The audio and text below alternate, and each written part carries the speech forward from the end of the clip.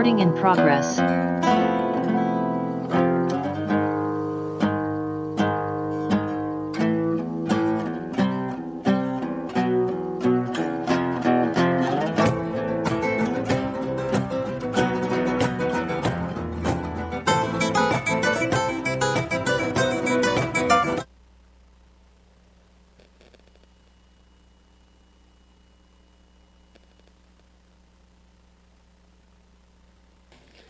Mayor, you can go ahead. Thank you very much. I hereby convene the Santa Ana City Council meeting to order. This meeting is taking place with in-person attendance and by teleconference via Zoom. The public may access the meeting via the Santa Ana YouTube channel or the city's website. Please bear with us as the technology may disrupt the flow of the meeting. We also have a special guest here with us, so you just can't see her. As a reminder, this is a meeting to conduct the business of the city. As mayor, I'm afforded the opportunity to call for a recess or break or even to clear the meeting room if a meeting becomes too disruptive to properly conduct business. Warnings will be provided prior to any action. For everyone's safety per the fire marshal, please do not stand or place objects in the aisles, in front of the dais, along the back wall of the council chambers, or in front of the entrances or exits. To ensure that all members of the public may watch and participate in the meeting without disruption, designated media areas for filming photography are marked. If you have any questions, please see our PIO. Guidelines for members of the news media and anyone else who wishes to film or photograph the meeting are available in the lobby. Madam Clerk, please conduct the roll call. Councilmember Becerra. Here. Councilmember Hernandez. Here. Councilmember Lopez. Councilmember Penaloza. Present. Councilmember Vasquez. Present. Mayor Pro Tem Fan. Here. Mayor Mesqua. Present. 6 members present. That is a quorum. Thank you, Madam Clerk. Before we proceed to the Pledge of Allegiance, please make any announcements. For members of the public on Zoom or teleconference, to request to speak during public comments on the budget work study session only, you must dial *9 from your phone or click the button labeled Raise Hand from Zoom now to be in the speaker queue once public comments commence. Thank you. Thank you. May I ask Susana Rios, please come and lead us in the Pledge of Allegiance.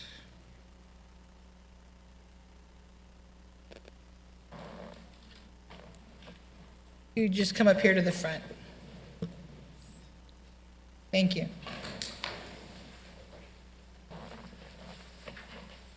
Right hand over your heart. I pledge allegiance to the flag of the United States of America and to the republic for which it stands, one nation, under God, indivisible, with liberty and justice for all.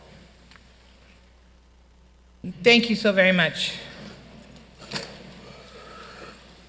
Madam Clerk, are there any additions or deletions to the City Council agenda? There are not. This is the time of the meeting for the City Council to receive comments from the public on agenda items only. Madam City Clerk, please explain the public comment procedures and call the first speakers. Thank you, Mayor. Pursuant to Resolution Number 2023-047, speakers are requested to address the City Council directly and to refrain from profane language, racial epithets, and libelous or slanderous statements that disturb the decorum of the meeting. Pursuant to the Brown Act, the City Council may not enter into discussion at this time. Speakers will have 3 minutes for their comments. Before calling speakers, I'll report the following summary of emails provided as of today. We did receive 45 e-comments related to the budget work study session. Those were distributed to the council and posted on the city's website. We'll now hear from members of the public that are physically present in the council chamber, followed by those on the conference call or Zoom to provide their comments on the budget. Please state your name and the ward or neighborhood that you reside in for the record. The first 3 speakers, Deborah Russell, Amelia, and Alicia Rojas.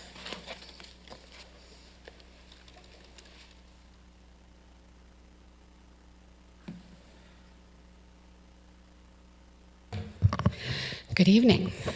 I was here last week to share with you the amazing impact your decision to invest our city funds in the arts made for our community. Over 50 projects across all our wards. Today, I'm here to advocate for funding of the arts in ways that are fair and equitable for our residents across our wards. I know budgets are tight, and that you all have many difficult decisions to make ahead.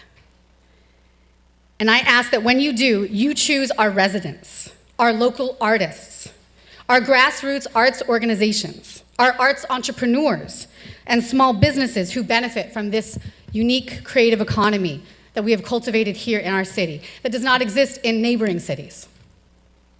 In the last year, your choice to make this investment brought new creativity and vibrancy to all the wards. It inspired mothers and neighborhood leaders to organize arts events, to paint murals, to bring families together, funding events like Art Walk, and these festivals brought dollars to these areas in new ways that don't exist when we invest in a single arts institution.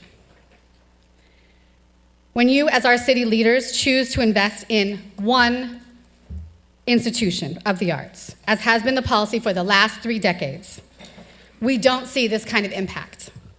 We don't see our communities develop and connect and thrive and become more beautiful. We don't see our local businesses benefit. Businesses who are also calling for this funding. We don't see arts flourish across our wards as we have when that arts funding is focused on local artists, local organizations, artists who partner with those our local businesses to help them prosper. You have an important decision ahead: to fund the arts fairly and equitably, to make the most impact with every dollar that we have for our families, for our residents, for our young youth, and for our littlest ones, who might even be in this audience right now. I have some of those in this audience as well, because I'm here to urge you to invest in our residents, in our children, with the funding that we have. Thank you. Amelia? Hello, my name is Amelia, and I am here today to use my voice and say that we should have more artists across our city, as well as fund our local artists that are a part of it and that allow us to bring events to families like mine and for free. I especially know this makes an impact because of people like my little brother, who even though is in kindergarten already knows that he wants to be an artist because he is able to be a part of arts events every weekend and get to know other artists like him. And I just think that's really cool to be a part of and experience, so please fund our artists. Thank you. Alicia Rojas, followed by Brian Chang and Peggy Iriarte. Hey, good evening, Mayor Pro Tem, council members. I am Alicia Rojas. I am back again this week. I wanted to advocate an equitable arts funding. I did see the proposed budget come out. There's a $1.7 million subsidy that will continue to the Bowers Museum as direct cash. That means that our arts budget, 80% of it is going to just one institution versus $200,000 directly to the arts and culture. I took the liberty of looking at the Bowers Museum 990, and it looks like they have a $3 million net profit in their last filing, and a $24 million assets that they're sitting on. $3 million net income, while we continue to subsidize them at the rate of $1.7 million. We really, really need to address that. It's been 37 years. 37 years of subsidizing the Bowers Museum. Furthermore, the Bowers Museum doesn't mention the subsidy in their website. Under its most important funders, the city is not mentioned. Their board seems to lack diversity, Latino and Black voices. Through my advocacy through the arts and the grants, I have seen the city flourish and help our downtown. Art Walk continues to be a boost of economic development. Noche de Altares. These events who don't get funded, they have to go through a process and ask for this money. We also are at risk of losing our Chicano Heritage Festival, our Juneteenth Festival, because we are running out of this money. So how can we continue to prioritize the Bowers Museum at $1.7 million that is given to them in 12 allotments every month through a transfer wire. Yes, you guys can go to the payment records for vendors under the open book in the Santa Ana website and get exactly what this is for. We also gave them $1 million last year to upgrade our own building that they don't pay rent for, right? So we're subsidizing them in different ways. And they actually also ask from our small pool of $400,000, they apply for a grant of $5,000 to fund their festival, their lunar festival. How is this even allowed, right? So I'm asking you to look at the items that I sent you, look at the numbers, and just the numbers don't lie. Fund the arts equitably. Stop funding 80% of our arts budget to only one institution, the Bowers Museum. It's time for Alicia, fairness. your time is up. Thank you. Brian Chang, followed by Peggy Iriarte and Sarah Guerrero. Greetings, Santa Ana City Council. My name is Brian Chang. I'm the executive director of a local arts education nonprofit called Dance Music Initiative. We further our cause by offering free DJ lessons to the community, and we've been doing it for the past 14 years, and we host them right here in downtown Santa Ana. We also embed our education in after-school programs in the Santa Ana School District for the past 5 years. So I'm here asking for more equitable funding of arts grants, and I'd also like to point out regarding that, specifically referring to the Bowers Museum, David Byrne, popular artist from the Talking Heads, poignantly wrote in his publication, How Music Works. Opera halls, ballets, and large art museums receive more funding than do popular art and what might be considered popular music venues. This is because of the edifying value ascribed to such institutions by people of a privileged economic and social class. Case in point is that Santa Ana has the budget to offer a subsidy to the Bowers Museum of over $1.7 million for 2023 and 2024. As it rightfully should, but disproportionately 4 times the amount allocated to all grassroots arts organizations combined. An avid art seeker will most likely only attend Bowers once a year. That same person will likely participate in their local art resources monthly or even weekly. Conservatively estimating, small organizations are getting 12 times the participation rates for a quarter of the funding support. Museums are undoubtedly an important hub for art, and Santa Ana clearly values their contributions. However, locally run arts organizations, such as the one that I run, that makes a direct impact on locals, are vital to the city's culture and have a potential of reaching more people on a regular basis. People come from all around Southern California, LA, Inland Empire, San Diego County, including, of course, Orange County, to take our classes.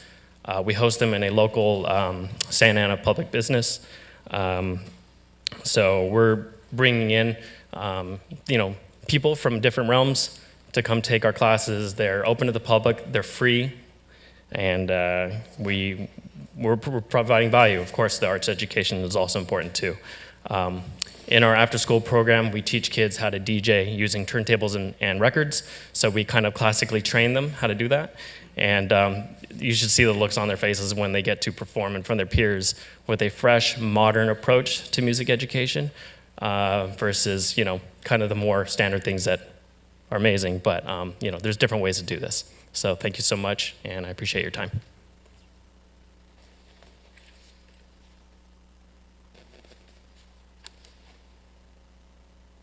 Hello, everybody. I'm Peggy Iriarte, and tonight I'm just speaking from the heart. I'm an artist, and I have been coming to Santa Ana every Saturday for the last 2.5 years, painting murals with Moses Camacho in the community of Santa Ana.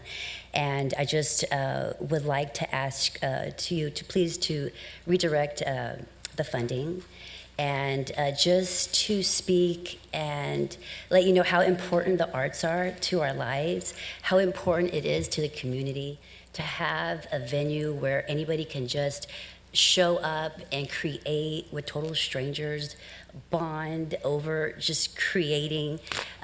It's really a magical thing. It's really a magical thing. It's changed my life. It's showed me so much more. It's ignited a fire in me to want me to collaborate with other artists, want me to collaborate with the city, want to create beautiful things with the city. It's an exciting thing, and we need this. We need each other, guys. We need each other. We need you. We need you, please, to redirect the funding and just know how important it affects the whole community. Everybody, from the children to the families to just every single person. And I just wanted to say that. Thank you. Sarah Guerrero and Logan Crow.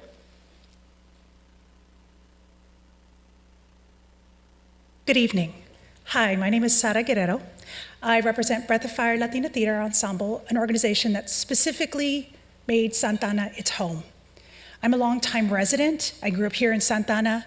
I went through the school district of Santa Ana. I'm now a parent here at the school district. I'm an arts leader, a recipient of the Fellowship for the State of California. I represent Santa Ana, and every time I go out in the community to do my work, I am what came out of the art making in Santa Ana, and I'm very proud of my city. As an arts organization, we are accountable for everything. We make every penny stretch. So it surprises me that for 37 years, that this amount, 80% of an arts budget, goes to an organization that I don't think I really felt connected to as part of my community. Where I go is through my neighbors, through the churches, through the organizations that are often at the chopping block. It is the small nonprofit organizations that are often led through BIPOC leadership. And if it wasn't for my experience, and like, I grew up with Deborah Russell. We went to Century High School together, you know, and wanting to make theater and have a home here in Santa Ana was important. And so to have people that you grow up with and that you see here that want these things is so essential. And I am proud of Santa Ana, but I hope that Santa Ana can be proud of its people and want to put art at the forefront, because art is about holding the mirror to ourselves, about looking at our humanity. It is telling the stories that sometimes put us in discomfort. You know, like, I love art making because it allows me to take risk. And I recognize that we are all up. You will all have to make really hard decisions, and I do not disregard that, because I, as an arts leader, have to make hard decisions. We had to cut programming, but we will still provide for our community. We have a home through a residency through Grand Central Arts Center, and we are grateful that that space exists, and that is through the support of the city of Santa Ana, and that the art program that we provide is free to our community.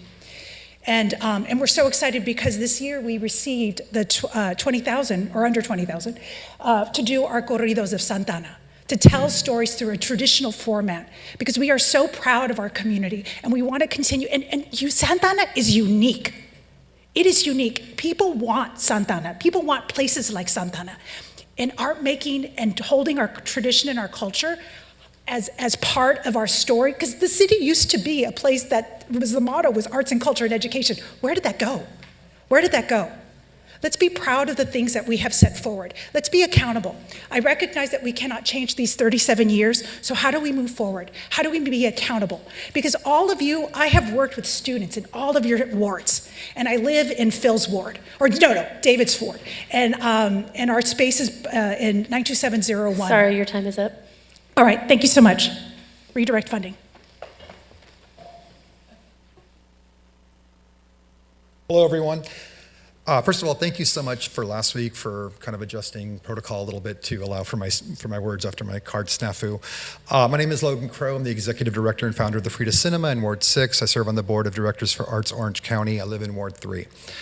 I've spent the last 10 years rooted pretty much daily on Calle Cuatro, meeting and speaking with virtually every business owner and gallery and curator and school program administrator and student group and arts and education advocacy group and independent business, and I've learned firsthand just how much cultural events are relied upon to bolster movement and commerce in our community. Our organization has only been running Art Walk for a year and a half, and it continues to be a joy and a privilege to support the endeavors of so many of my community's fellow creatives, but it's also provided quite an awakening experience. Virtually every time we've had to make an adjustment with Art Walk, there's a ripple effect of feedback that only serves to remind me just how important these events are to so many businesses who are counting on them. As one recent email from a business read, quote, "We really rely on this event." But here's the thing, that's just one day a month.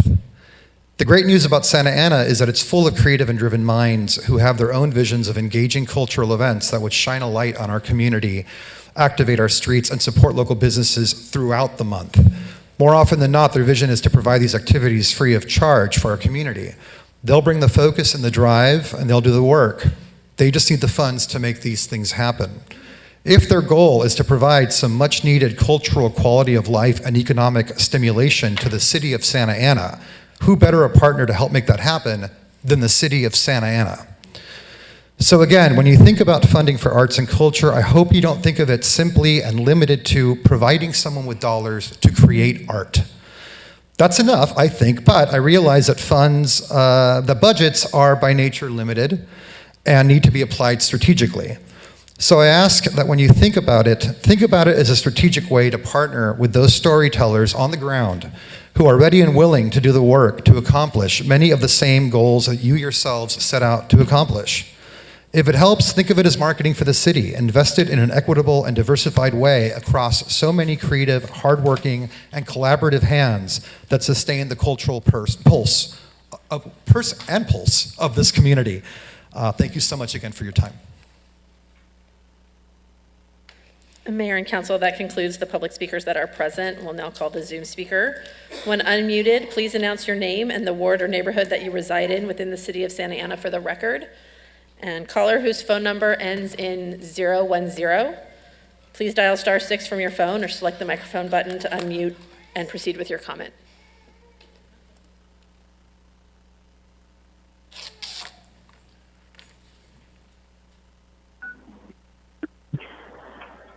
Hello? Yes, go ahead, please. Hi, Victor Mendez, Ward 3.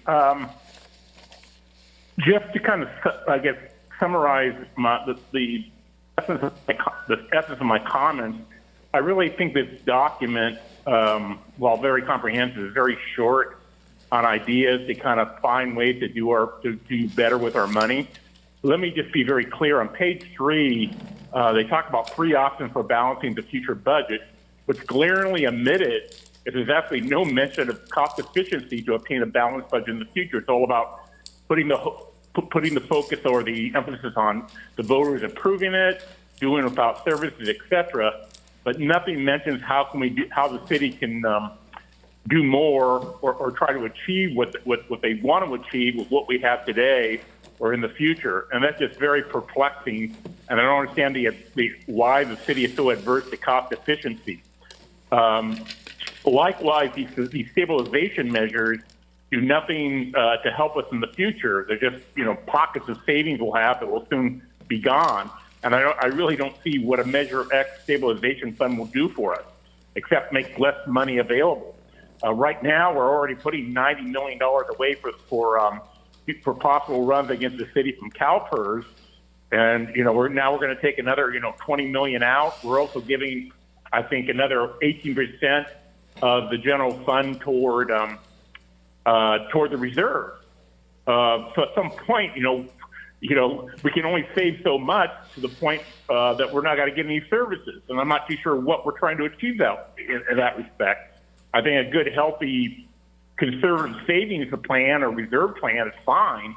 But I think if you just take it to the extreme and frankly, just creating a fund to save money is not exactly a great exercise in creativity or management freedom. Let me give you just a few examples that I highlighted last time. I mean, the police overtime is $1.5 million. Why don't we use $300,000 of that to pay for 20 one-time signing bonuses for lateral officers and try to close the gap with our current staffing levels? We're certainly upgrading the city attorney's staff. Why can't we upgrade our police officers' staffing as well? We have $300,000 for Park Ambassador program, which seems a lot. I don't know how many sites we have, but that just seems like an awful lot of money for one site. If there's more sites, great. But we're also paying $1.9 million for armed security. If the homeless program, or if the homelessness problem is that great, it almost seems like these two are kind of duplicated in each other. So something needs to be looked at in that respect. And just in terms of homelessness, I mean, I think I counted up about over $10 million in homelessness called under the category addressing homelessness. Well, isn't it about time with all that money Victor, we your start time is solving up. homelessness? Thank you. Mayor and council, that concludes the public speakers that were in the queue when we began. Thank you, Madam City Clerk. At this time, the only item today is the 24-25 budget work study session. Mr. City Manager, may we please have staff presentation at this time? Yes, our Finance and Management Services Director will make a presentation. As a reminder, when we look at the budget, and it's going to be a pretty good presentation, very detailed. As a reminder, we're only talking about a very finite number that we can actually reallocate, and you'll see that as part of the presentation. The special focus on page 25. So when we make determinations, we give and take, we also have to make adjustments in that capacity, just as a reminder. Thank you. One comment, Mr. City Manager, a couple comments, that come in regarding the Bowers Museum. Regarding the Bowers, the background, exactly how much we're giving them, why we give it, who gets it, Right. all of that. I do appreciate, I appreciate the community sharing. But I've only been sitting here a year and a half. I appreciate them so much. Something before the end of the I don't know if before the end of the meeting, but we'll prepare something, just to be clear. But it's not so much a subsidy, we own the Bowers, right? So part of the 1.7 is part of our property maintenance agreement, because I did look into it, so it's a contractual obligation we have with Bowers, but that's something we could provide a complete summary. So then before the end of the meeting, you could go into a little bit more history about owning it and whatnot. Thank you. Perfect, thank you. All right. Well, good evening, Mayor and City Council members. This is the second in a series of meetings to provide staff with direction for the 24-25 budget. It begins on July 1st. On April 2nd, City Council provided us with early direction. This presentation covers proposed budget highlights, and the detailed document was posted to the city's website on Monday, May 13th. Next slide. The proposed budget is a collaboration between the Budget Office, departments, and the City Manager's Office. Our Assistant Director of Finance, Alex Trinidad, and our Budget Supervisor, Shannon McCarran, have led the staff effort to compile the proposed budget. This includes research, analysis, calculations, and discussions with staff throughout City Hall. Shannon and Alex will both participate in the presentation this evening. Shannon will begin with community engagement, and Alex will cover additions to the budget and spending summaries, and then I will finish the presentation before we take direction and questions from the City Council.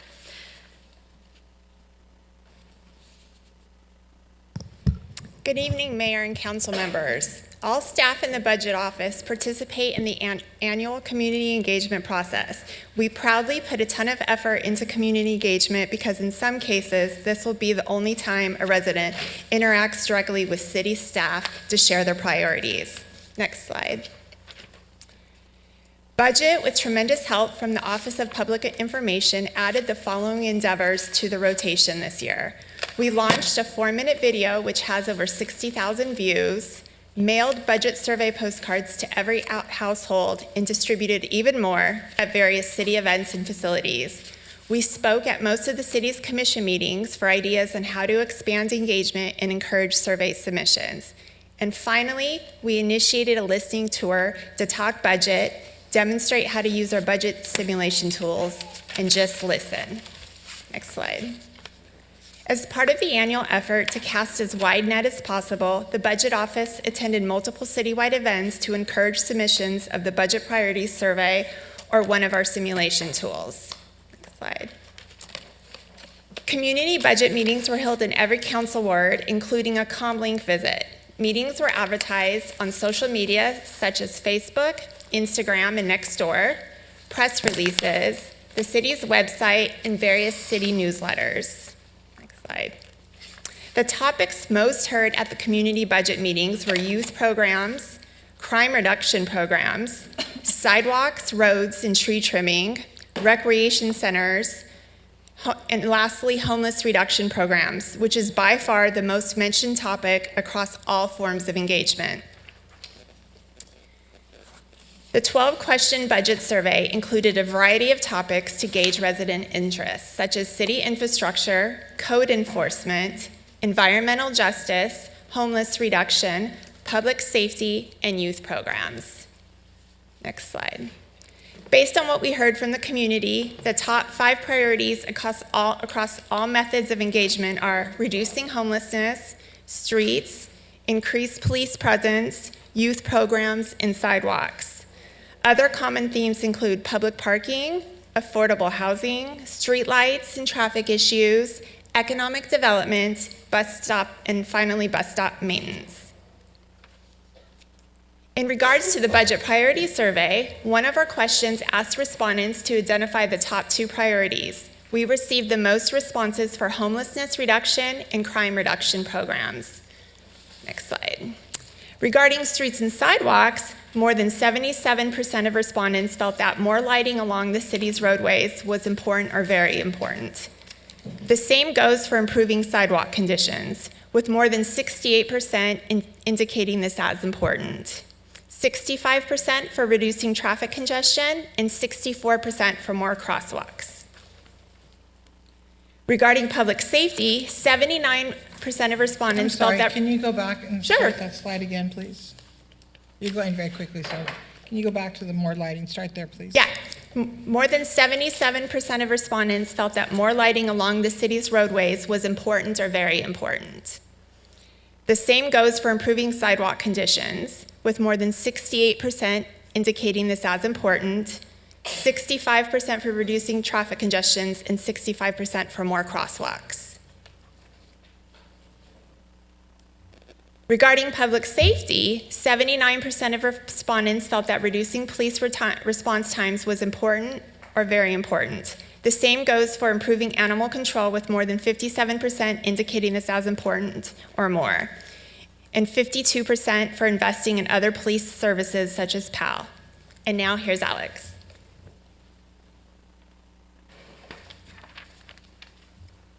Good evening, Mayor and council members. The draft city budget is $848 million. This summary, it shows the portion of the draft city budget supporting budget priorities identified by residents. Next slide.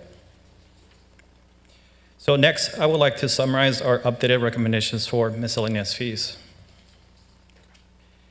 The staff report included a sampling of the fee comparisons to other cities. Parks, Recreation, and Community Services Agency is currently studying their fees.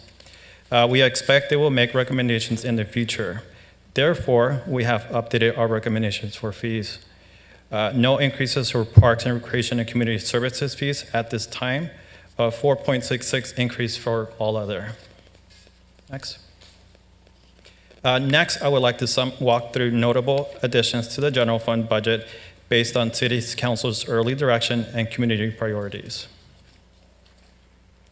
On the next several slides, you may see a small Measure X symbol. We have added this graphic to all items that are funded by Measure X revenue to help show the public how the money is being spent. A proposed detailed Measure X expenditure report was included with the staff report. So we have approximately $12.8 million available for one-time spending.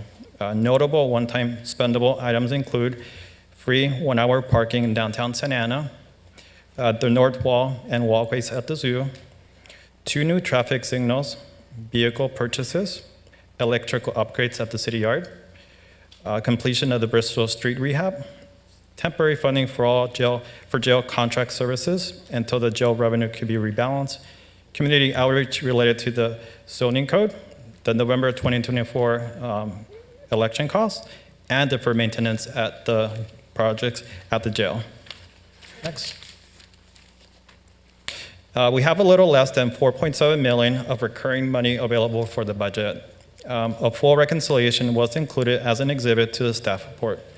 Notable recurring items include a backfill for engineering staff that can now charge administrative time to restricted monies, funding for increased costs for using the county animal shelter, new economic development specialist positions to support business community, new positions to maintain the jail, support the city's fleet operations, provide counter service on the first floor, administrative support to free up the city's attorneys for additional work related to the Police Oversight Commission and the Rent Stabilization Board, right-sizing the budget for actual current recreational program spending, zoo operations and maintenance related to new animal and exhibits, bus stop maintenance, park maintenance for new parks, environmental justice initiatives, and establishing a recurring pothole repair allocation to the general fund. Early direction items from the City Council that are included in the draft budget include a downtown parking subsidy, alley improvements, 2 new traffic signals, economic development support, an additional 6 months of ARPA staff funding, parkland feasibility study, including the Washington Square, and then parking validations for City Council meetings. Across all funds, the draft budget includes $28 million related to the unhoused population. This represents around 3% of the draft city budget. Next slide. Across all funds, the draft budget includes more than $10 million for youth programs, including library and recreation offerings, the PAL program, and youth employment. This slide only includes funding for the youth program spending. The total budget for parks, recreation, community services, and the library is $29.8 million. This other funding includes programs for adult seniors, citywide event, zoo, and other recreational activities. All right, thank you, Alex and Shannon. So next up, we're going to look at our Cannabis Public Benefit Fund. The expected revenue transferred to this fund is $9.4 million for the coming fiscal year. Our City Council ordinance requires this fund to be used for youth and enforcement services.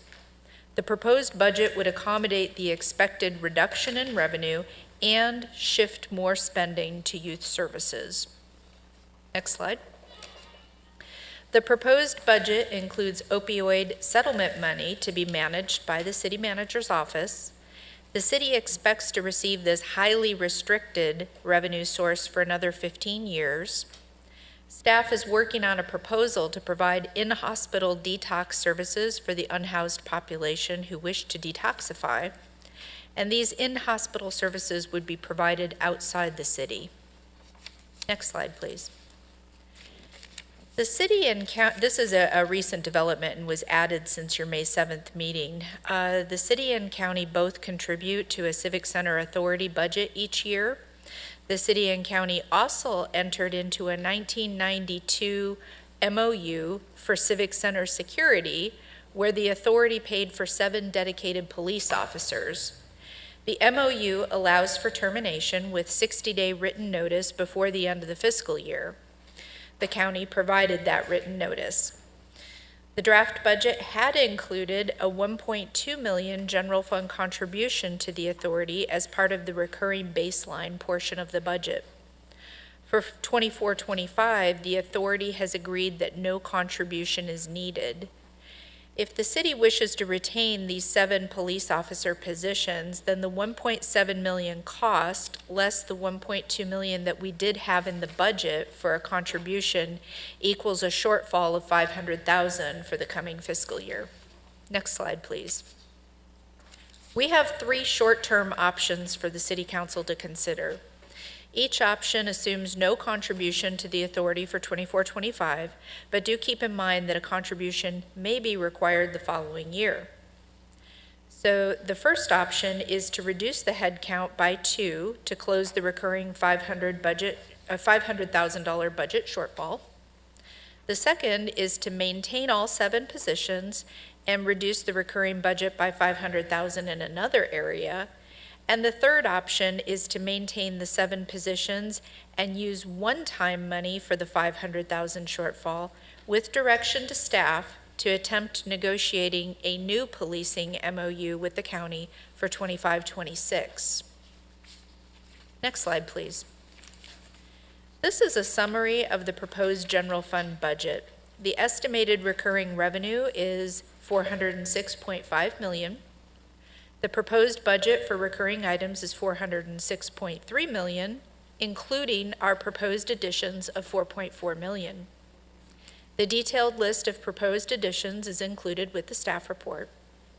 This leaves approximately $250,000 of cushion for the coming fiscal year. The estimated general fund balance at the close of the current fiscal year is $86.8 million. We expect to request $850,000 of that in our third quarter budget report on June 4th to provide a one-time subsidy to close out the Central Store's Internal Service Fund. The City Council's reserve policy requires that we maintain a balance equal to 18% of annual recurring revenue, calculated to be $73.2 million for the coming year. The detailed list of proposed one-time spending of $12.8 million is also included with the staff report. As part of your budget work session tonight, City Council may direct staff to make changes to the proposed budget. Next, I would like to cover notable improvement projects. Next slide, please. We expect to receive another $18 million of restricted funding between County M2 program and the State Road Maintenance and Rehabilitation account. Staff proposes to use this restricted funding to maintain current programs and continue various projects already underway. Next slide. The proposed budget also includes restricted money to continue traffic and pedestrian projects throughout the city. This includes safe routes to school, bike lanes, Orange Avenue improvements, traffic signal equipment replacement, and traffic safety planning. Next slide, please. The detailed CIP document, Capital Improvement Plan, was also posted to the city's website. This slide includes a list of projects in the proposed CIP budget. Street projects that are either recurring or already underway, zoo pathways, and park improvements at both Jerome and Chepas. Next slide. Next, I would like to cover the status of initiatives important to City Council and the community. Next slide. This slide provides a quick status update for street cameras, dog park, stadium improvements, zoo projects, Cypress Fire Station, blue safety lights, and the feasibility study for the water tower. Staff from various departments will be able to answer specific questions about these projects after the presentation. Next slide, please. Tonight, we're also seeking direction for the dog park. The original scope had an estimated cost of $14 million.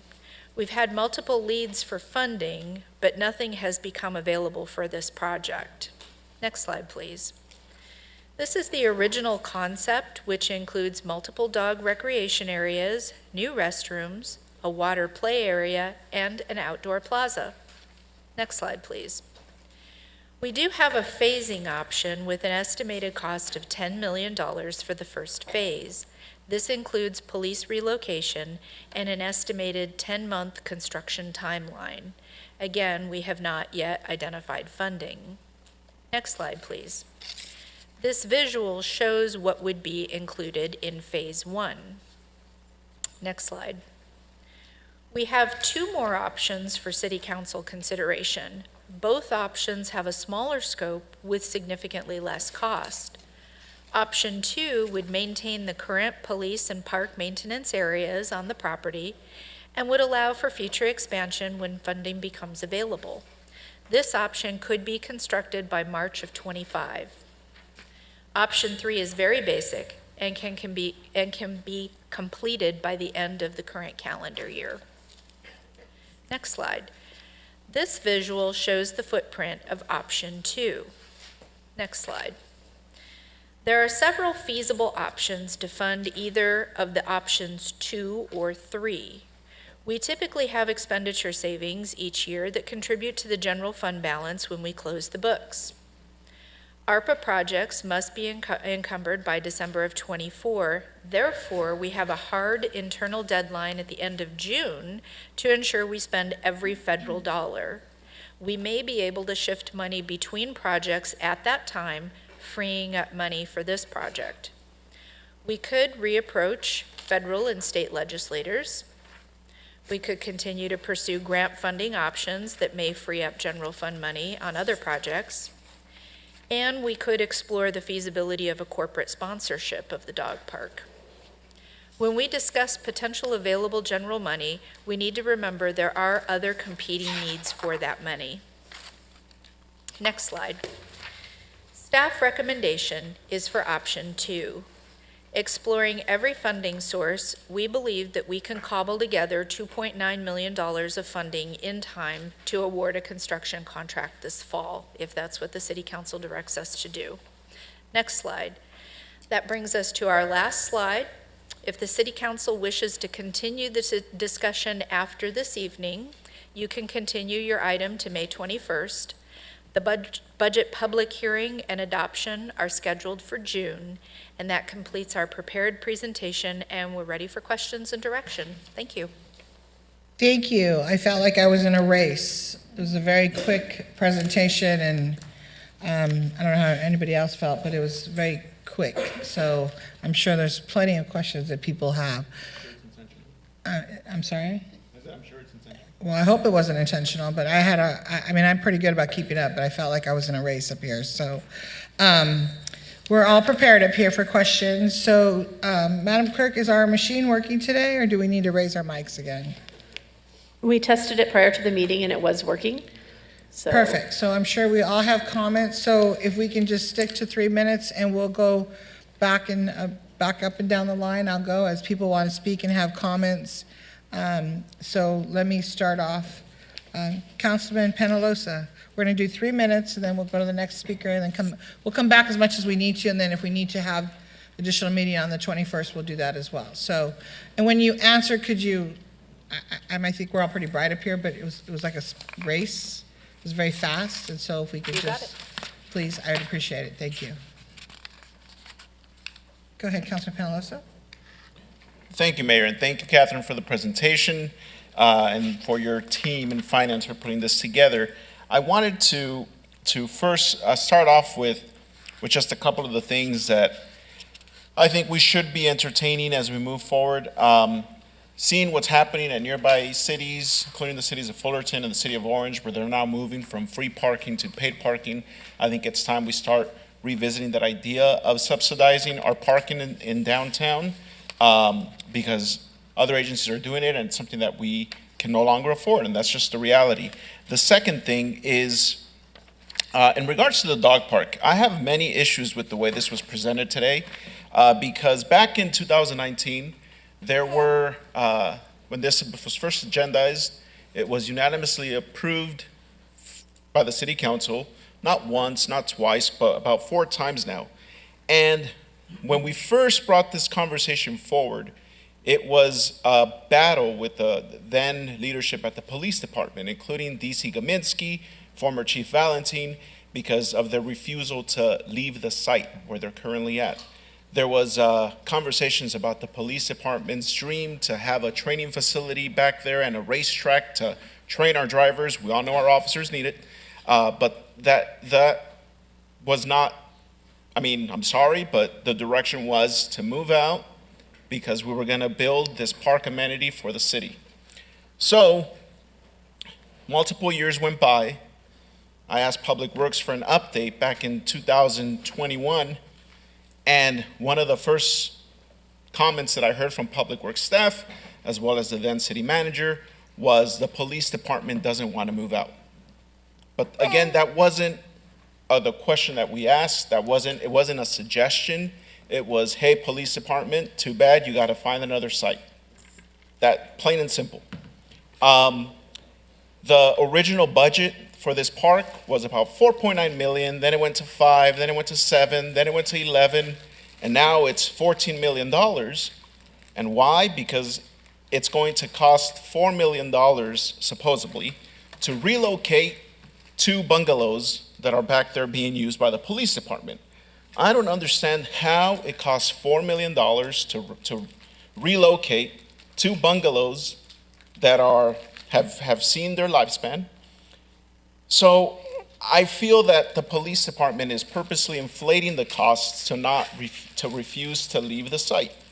So Acting City Manager Nunez, I don't know who you want this question to be answered, but does the police department not want to leave that location?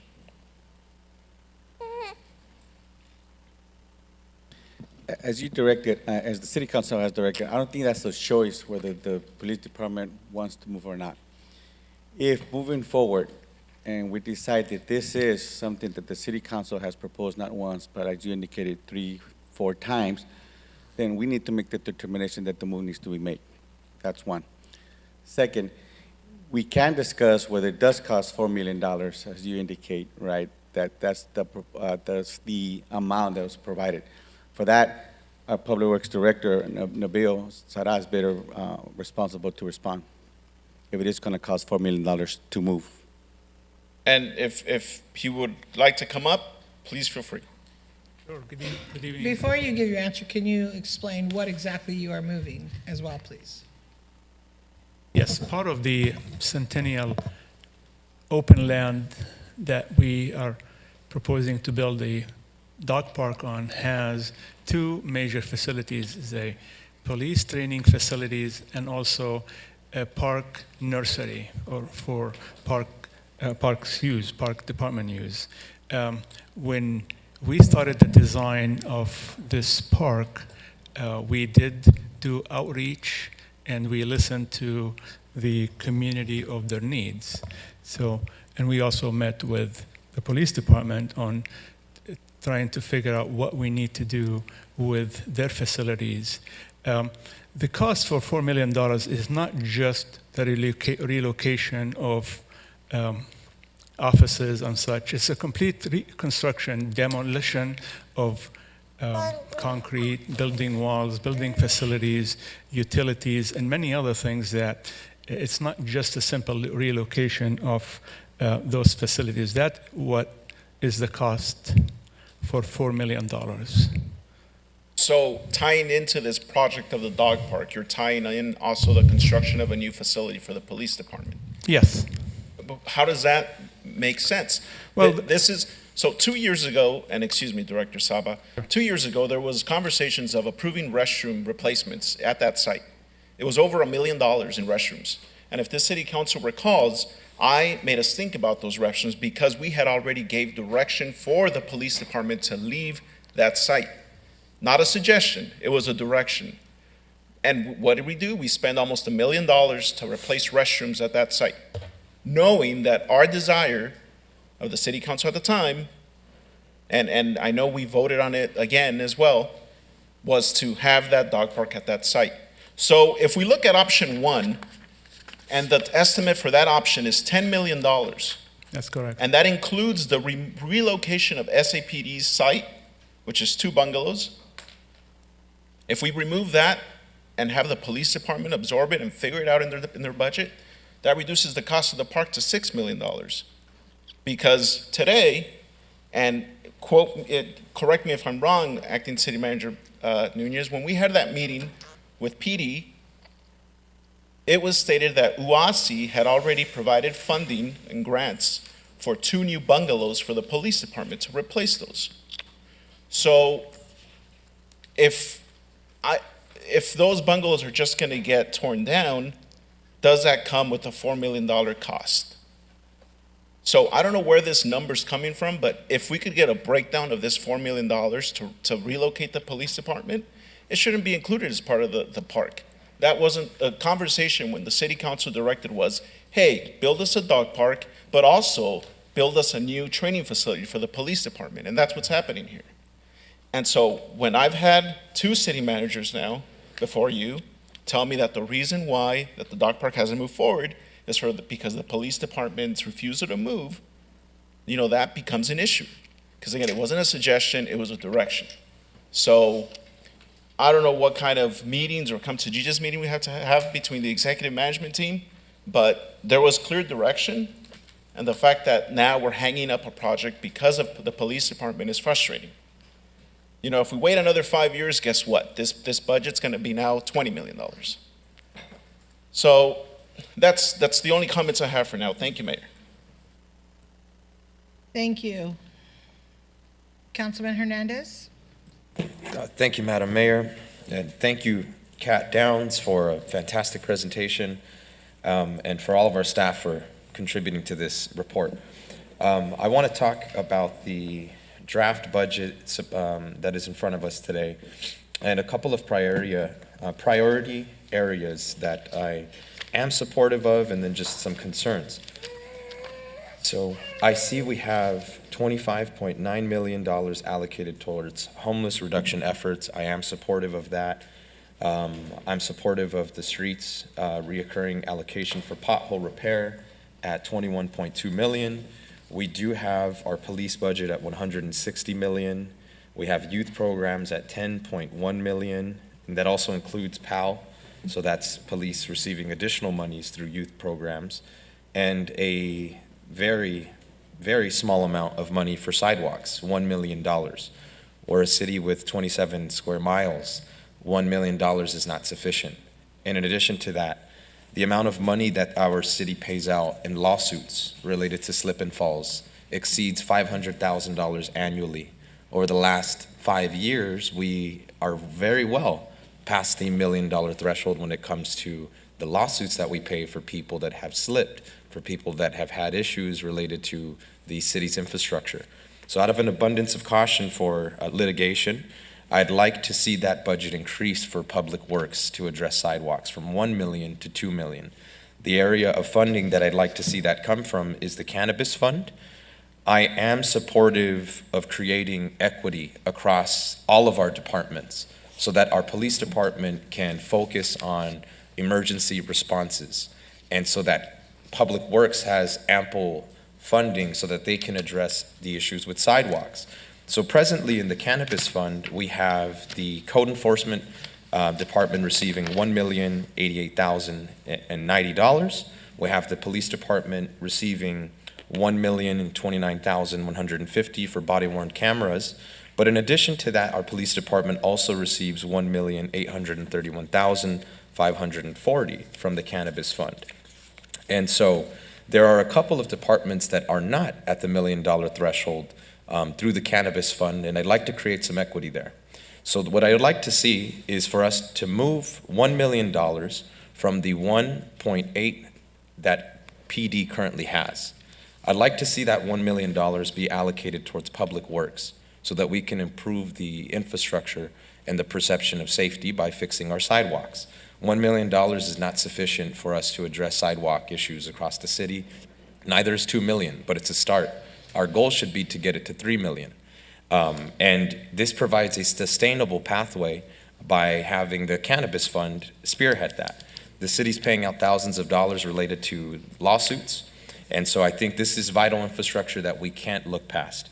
I'm also supportive of that remaining $831,000 that PD was receiving, $700,000 from that going to our library. Our library is presently only receiving $300,000 and change from the cannabis fund. I would like to see that department also get to $1 million so that we can increase and sustain the services that we have. We have expansion at the Delhi neighborhood. We have expansion on New Hope. We have the expansion here locally. We need to prepare to be able to staff that. $300,000 out of the cannabis fund is not sufficient. We can increase that with $700,000, getting it to $1 million, creating equity in several departments. PD maintains their $1 million plus. Code enforcement maintains their $1 million plus. Libraries gets increased to $1 million, which means we're increasing youth services. And then lastly, $1 million to public works, getting us from $1 million in the general fund from sidewalk repairs to $2 million. So equity across 4 departments, getting them to a threshold where they're receiving a minimum of $1 million in the cannabis fund, I think is going to create a comprehensive public safety plan where all of these departments can work collaboratively. I think that balancing our budget is important in the face of a potential budget shortfall we're preparing for. I say the word potential because all of us here have a responsibility to prepare accordingly. And part of those challenges that we have when we're talking about shortfalls in our budget is where do we get the funding for these services? If we're building new parks, if we have more programs that we are going to fund, well, we're going to have a challenge in 2030 if we're having to cut services because of these budget shortfalls.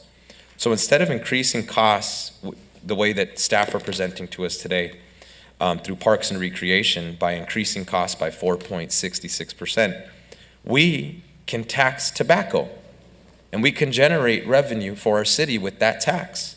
What I would like to propose is for us to tax the tobacco industry at 3%, so that instead of taxing the residents by extending Measure X or creating an additional increase in fees for Parks and Recreation, let's tax an industry that affects our residents adversely. That's tobacco. We recently regulated flavored tobacco in our city. What I would like to propose is a 3% tax. 1.5% of that tax goes to libraries. 1.5% of that tax goes to parks so that we can fund acquisition and services. There is the interest for Washington Square having their own park space. This is where that money can come from. There's interest in us having world-class services at our libraries. It's expected. Ward 1 has a library, Ward 5 has a library, and Ward 6 will shortly have a library coming to them in Delhi.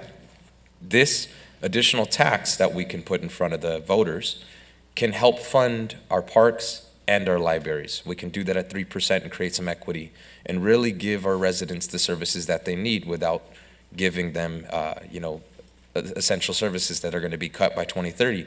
We can prepare for that shortfall and create a surplus. That'll conclude my first round of comments. Thank you, Councilman Hernandez. We want to try to keep it down to 3 minutes so we can keep going around here, so we're not here till 11 o'clock, please. Thank you, madam. I My know this apologies is for going important. over. No, that's okay. Councilmember Lopez, please. Thank you. So I'm going to go over the budget, the 700 pages first, not all 700 pages, but I've broken it down by some departments, and then I'll give you direction and city manager on your presentation.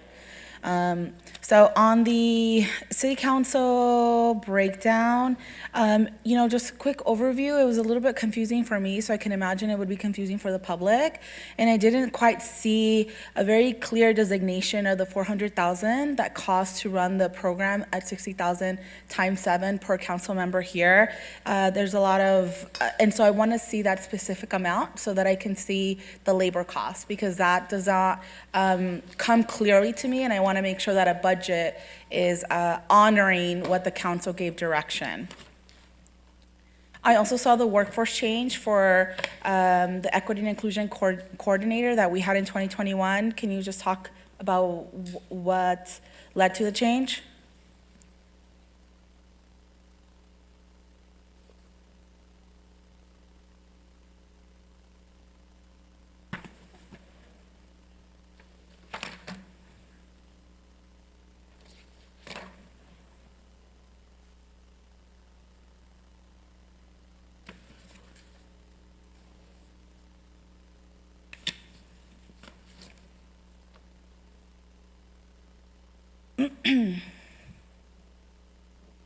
Thank you for the question. Yeah, of course. That position was funded by a grant that the city received. Okay. I believe that grant ended, I think it was ended either this fiscal or last year, but it was grant funded. Okay, got it, thank you.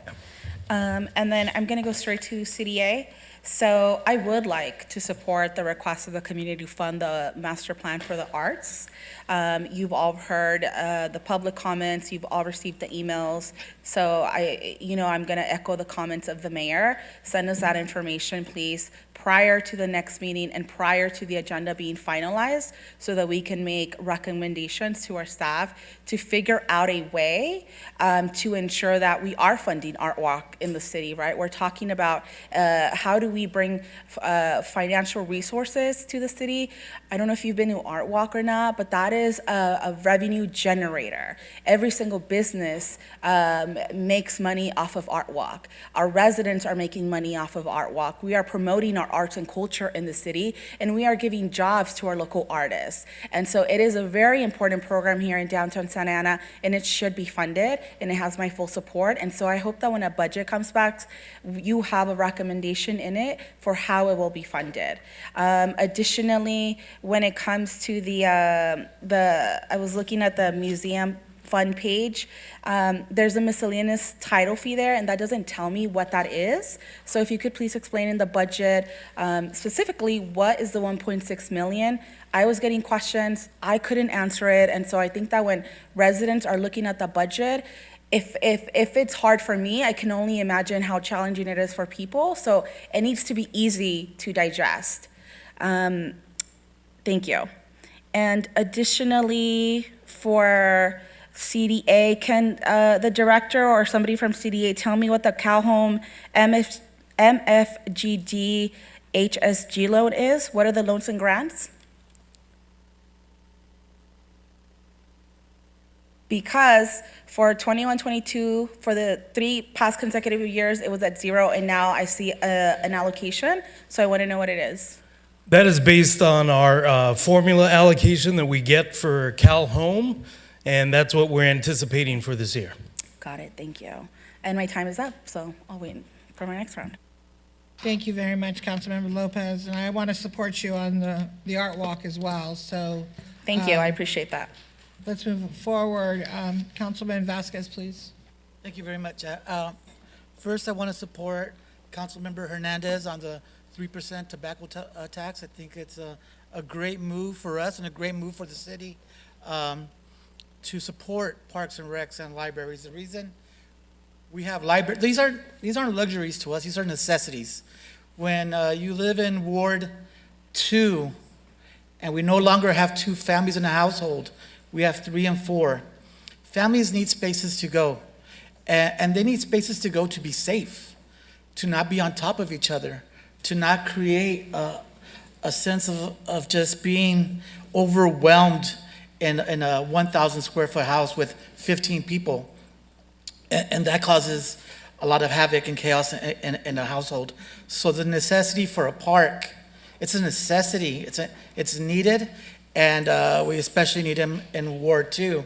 For the libraries, and folks may say, well, that's a teacher asking for libraries, and I see that we need the resources of books in the hands of our children, and not only our children, our families, our workers.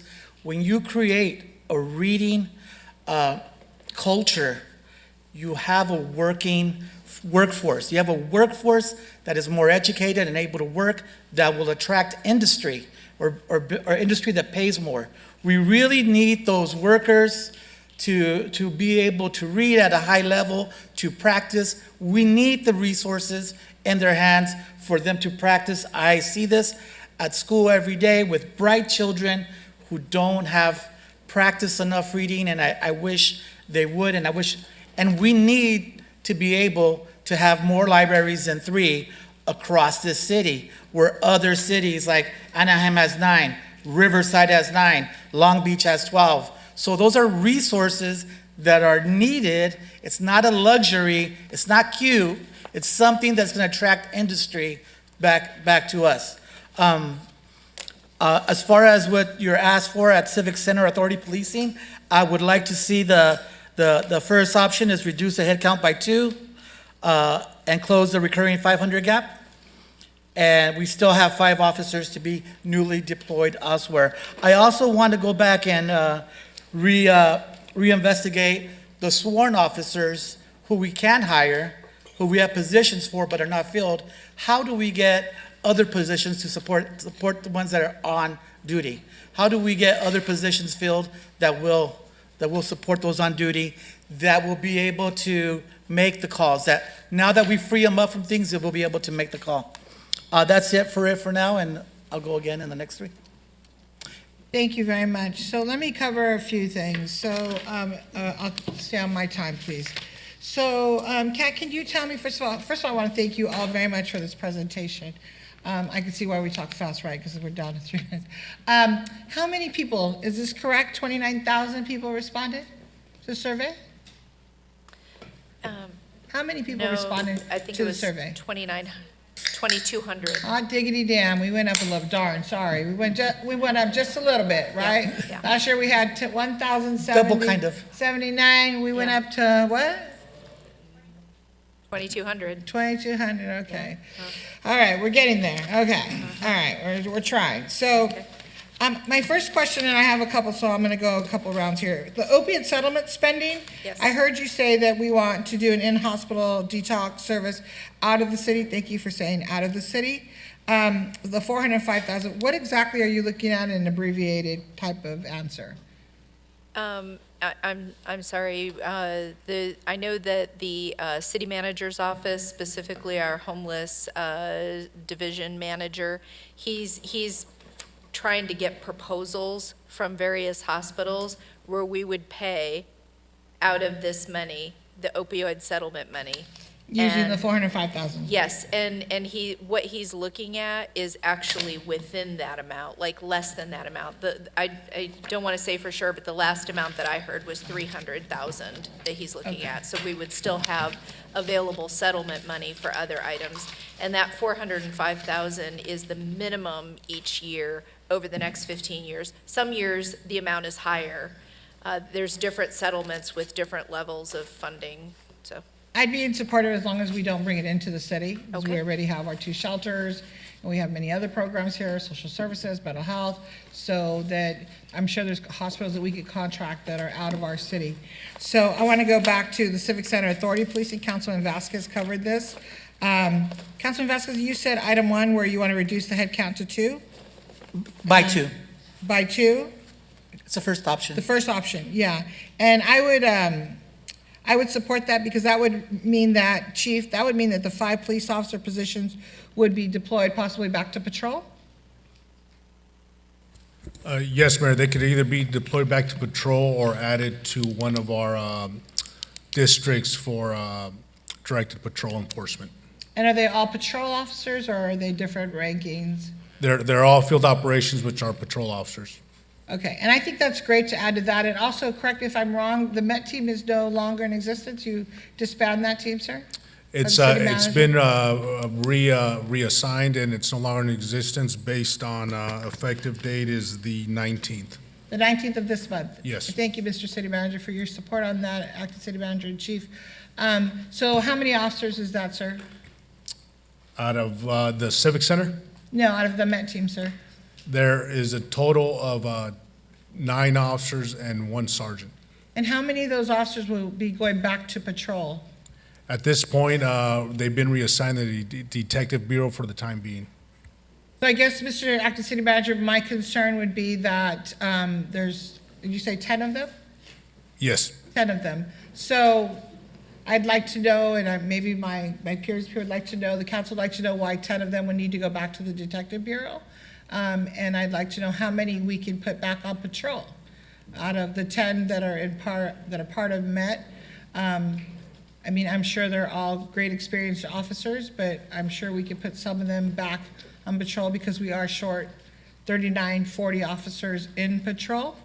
And so if we take the Civic Center officers, and that gives us take some of the Met officers also, then we're gonna reduce some overtime. And we're gonna have maybe quicker response time. They've been doing a wonderful job with response time, but we need to have more officers on patrol. Can you help me out with that one, please? Yeah, we can connect with the chief and coordinate better effort as far as getting more people on patrol or direct patrol to be quicker in the field. We can do that. So at the next meeting, if we could get an answer to that, please?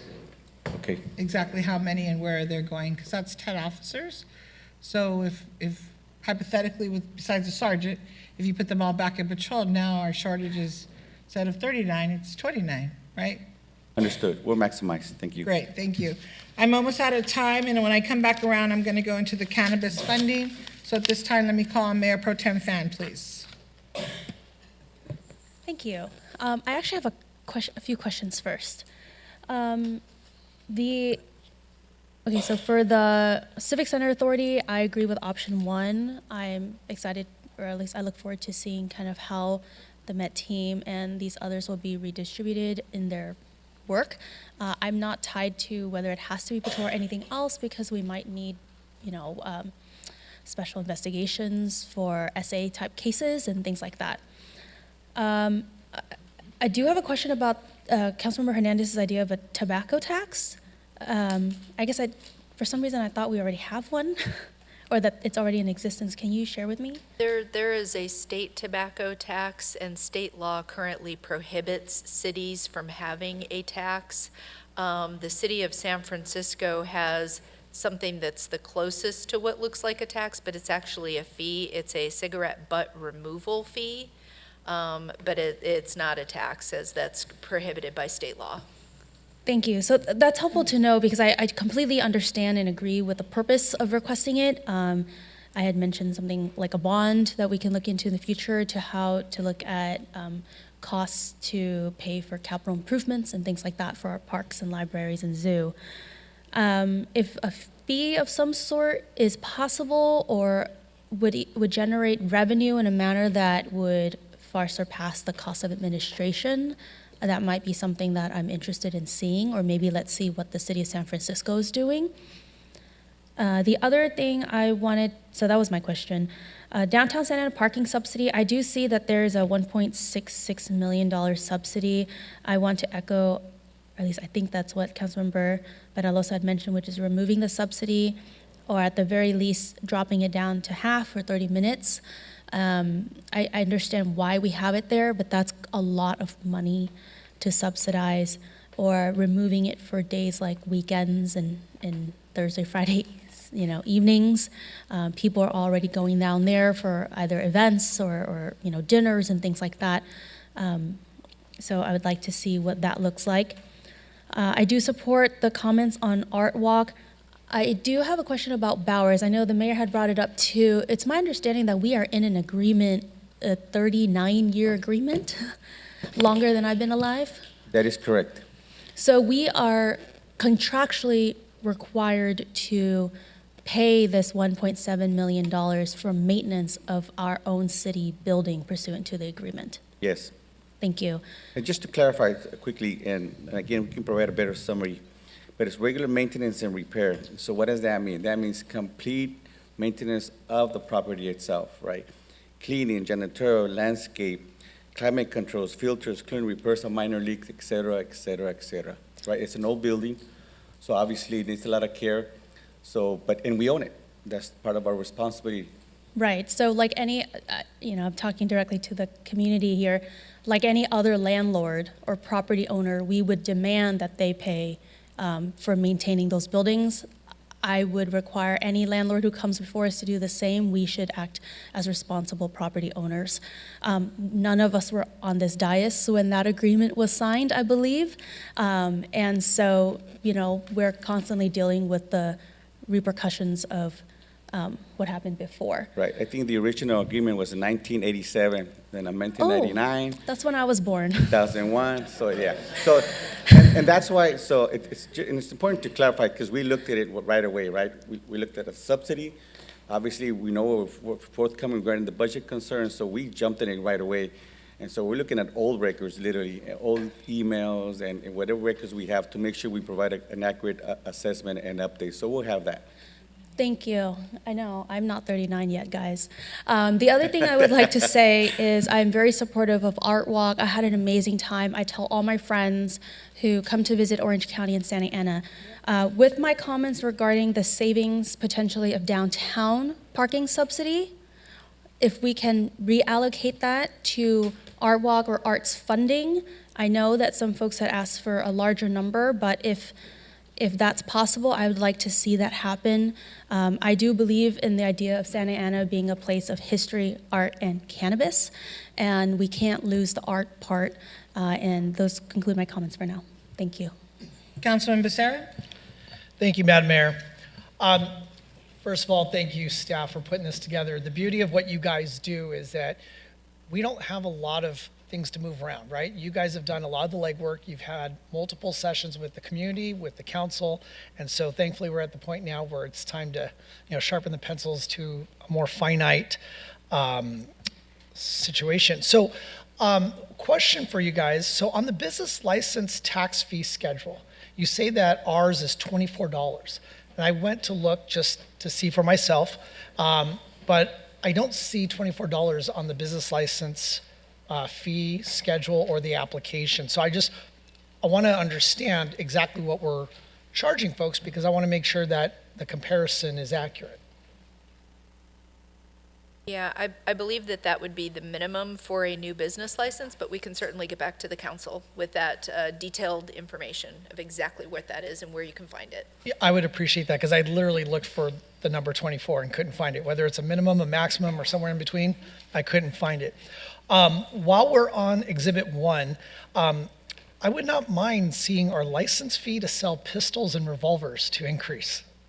So apparently that's an item on here. Santa Ana is number 2 at $195, while Riverside is number 1 at $583.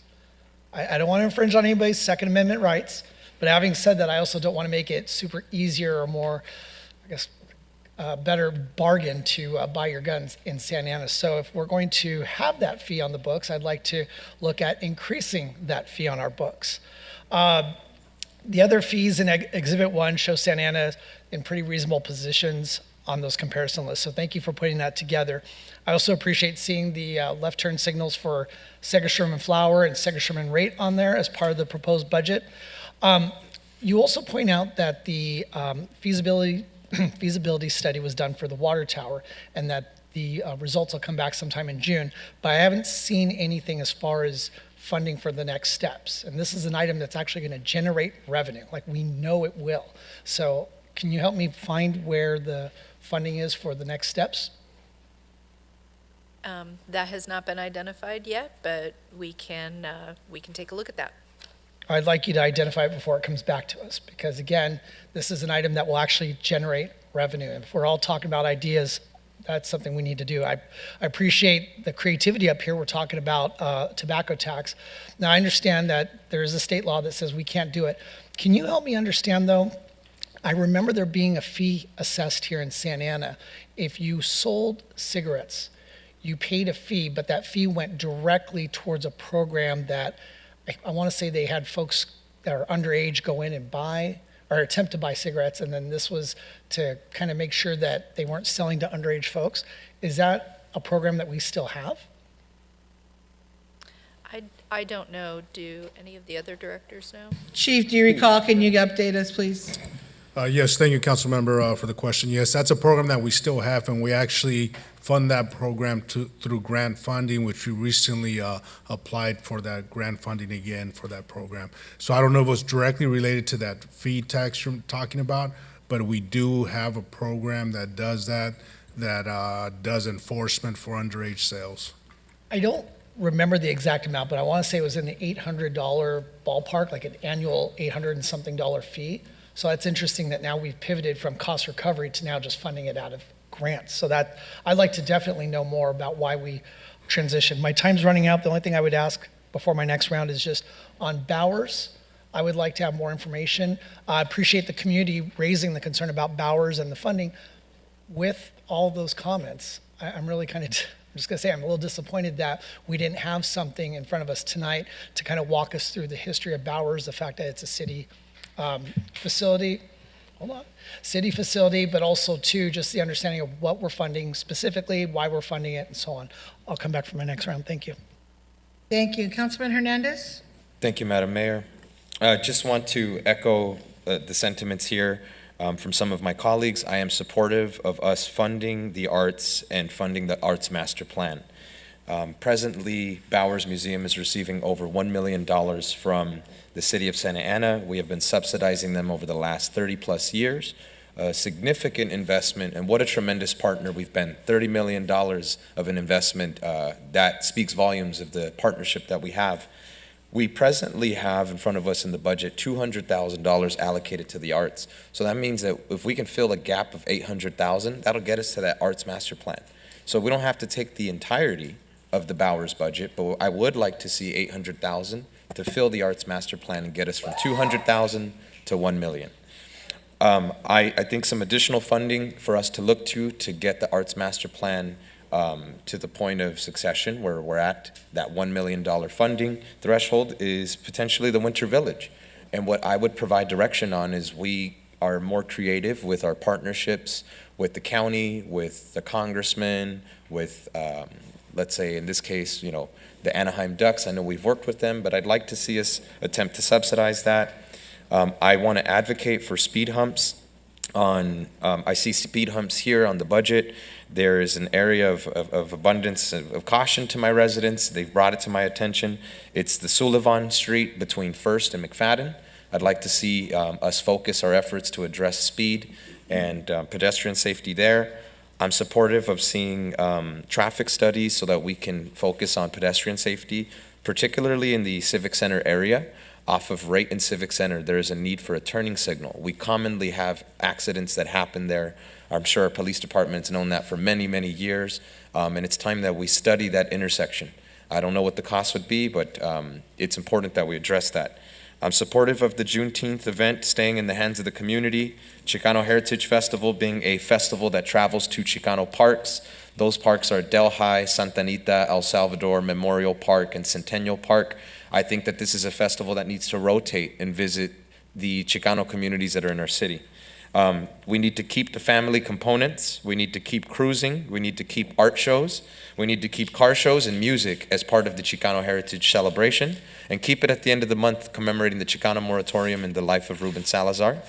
In regards to the campaign for tobacco-free community, local governments across this country, most counties and cities do not have their own cigarette tax rates because we're prohibited by state law, but there are major exceptions.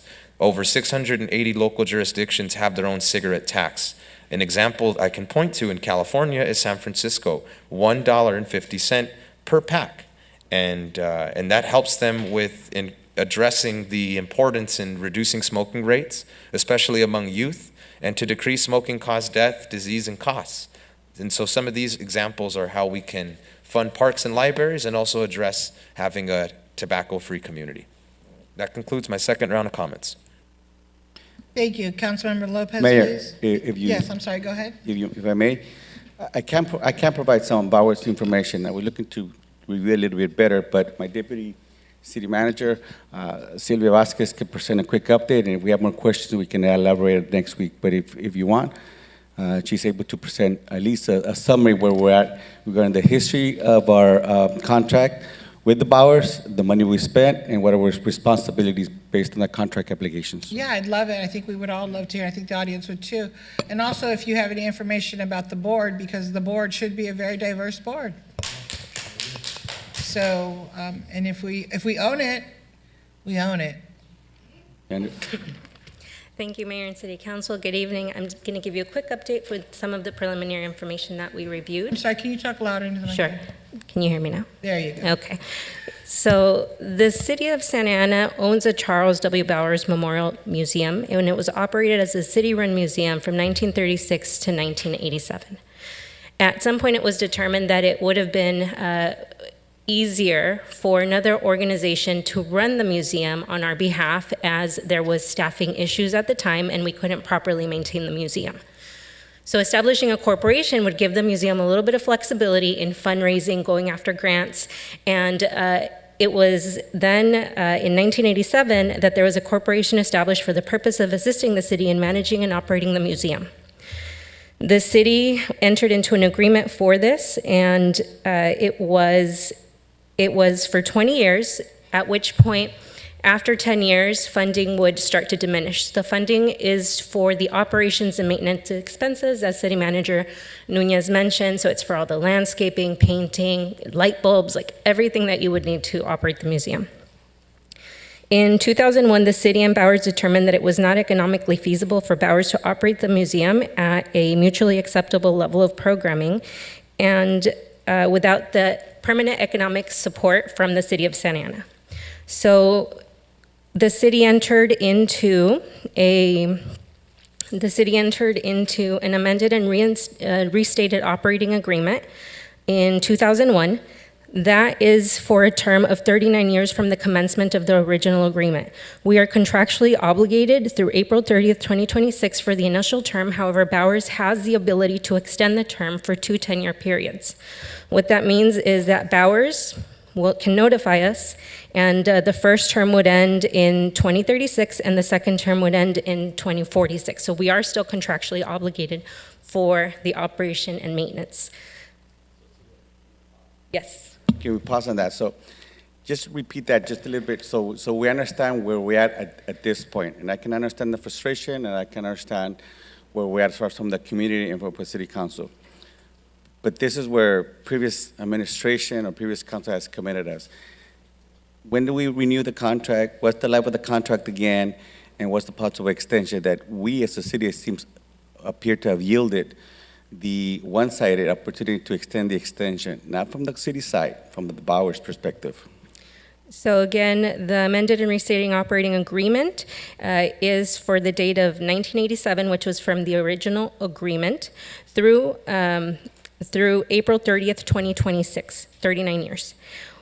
And there's 2 extensions available to Bowers for 10 years apiece, which means they can opt to execute the second term, and it would go through April 30th, 2046 with both options. So, Madam Deputy, Deputy City Manager, yeah, thank you. It's a new term, so thank you. So, question for you. Thank you for that information. So, in 2001, it was amended for 39 years with the option to continue for 2 10-year terms, right? So, I'd like to get the information. I think we all do, so we can read on it, and I'll dig deeper as well, and I'll get some information. So, do we have control over programming? Let me ask a couple questions. Do we have control over programming? Do we have a say on who sits on the board? Can we ask them to be more, and they're a great museum. I've been there many times. Bowers is, I don't want anybody from Bowers to be watching this saying, oh my God.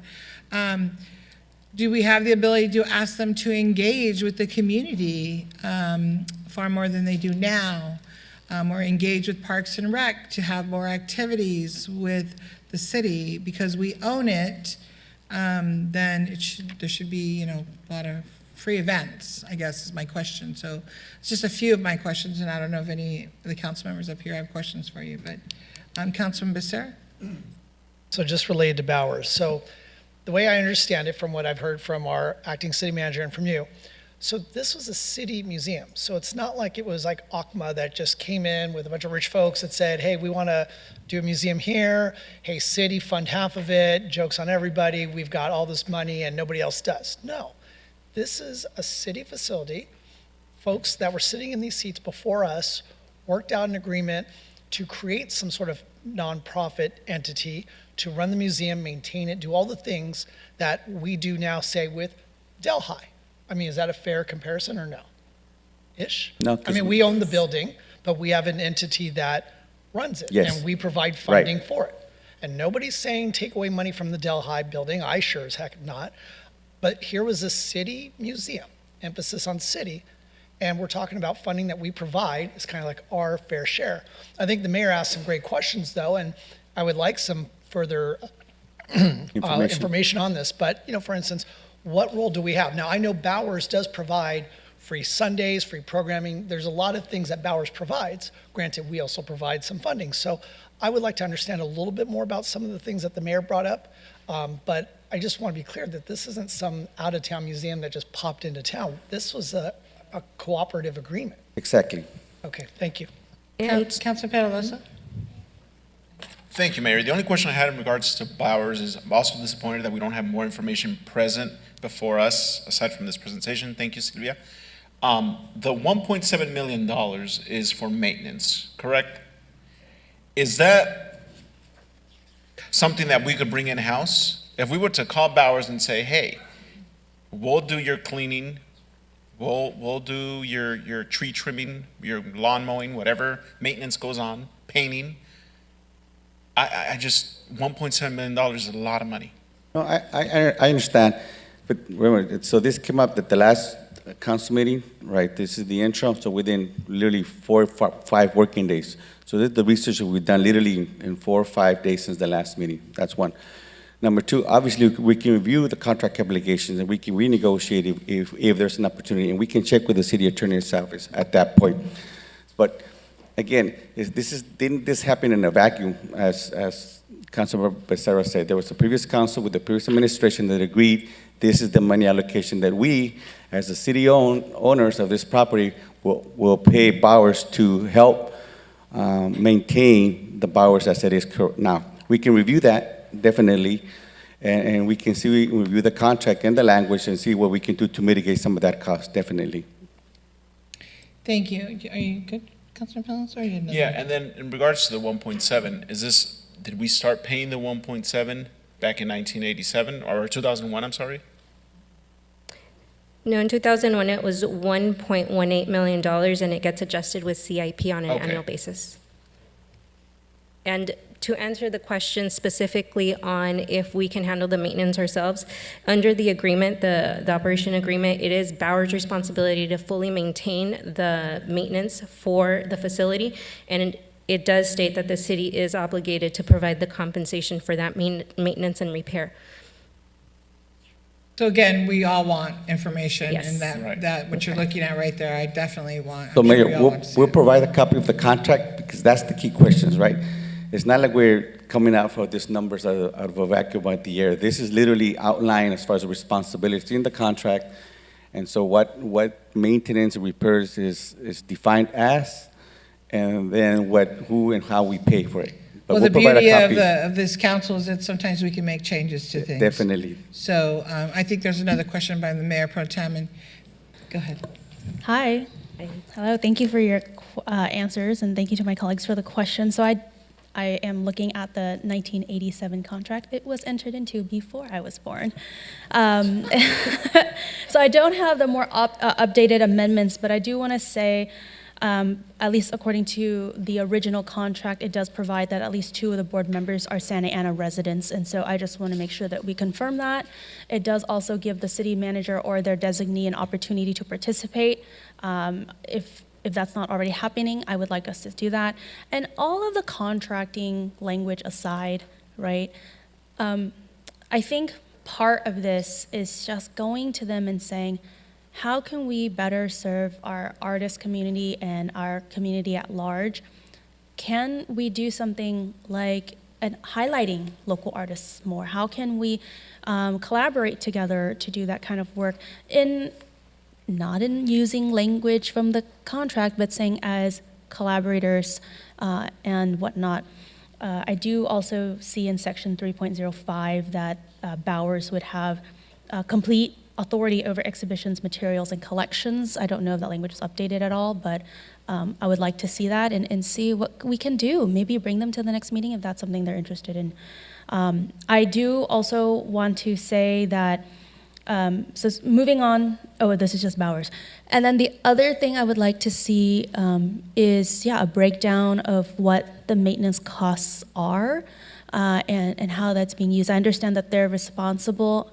I'm so sorry. Your comments from the audience is really distracting to me. What are they doing? How are they doing that? How we can collaborate more to make it cheaper, maybe? Are they actually using the 1.7 million for maintenance? Because what I'd like to see is, it's increasing every year, but is it actually increasing every year? Thank you. Understood, thank I you. think we've all asked the same question. I think Councilman Vasquez or Councilman Lopez may have a comment as well around Bowers, and then we'll move on. But I think you kind of get the gist of what we're looking for. Councilman Vasquez? Yeah, I have I looked up Bowers on ProPublica. It's an independent online resource, and we give them 1.7 million, but their records show they have a 8.2 million revenue and 5 million in expenses. So 3 million in net income. So they're walking away with 3 million. Mayor, the if I president may. of Bowers. Yeah, I'm sorry, hold on 1 second. Yes? I apologize. No. I just wanted to remind the council that we're here today at a special meeting to discuss the budget. Correct.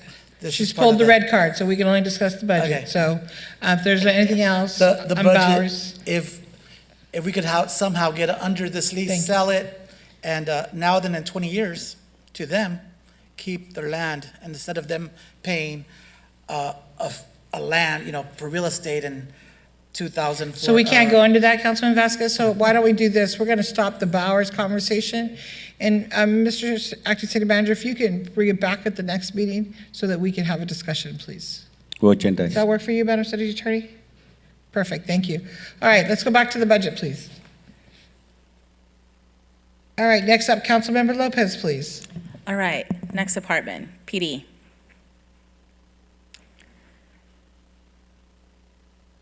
Okay, so, well, first, I do want to make a disclaimer because I just heard the news about the Met, and I did not participate in any of those conversations, and that is important for me to say, just in case, the police union goes door to door lying about my voting record. having that said, why is there a Met allocation in this budget if it's no longer going to be in the department? Because I see it at 6 million.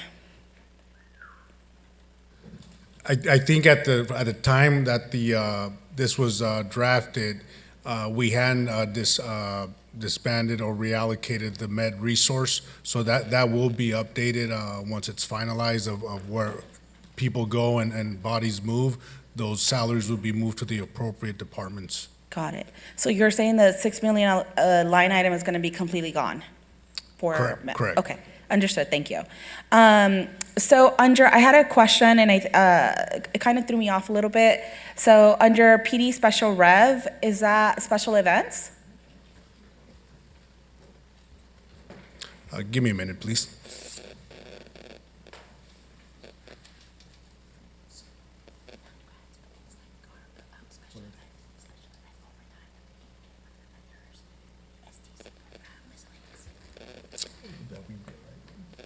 Those are miscellaneous costs that we get from the vendors. When vendors apply for permits, some miscellaneous fees that are included that come to PD. Can you give me an example?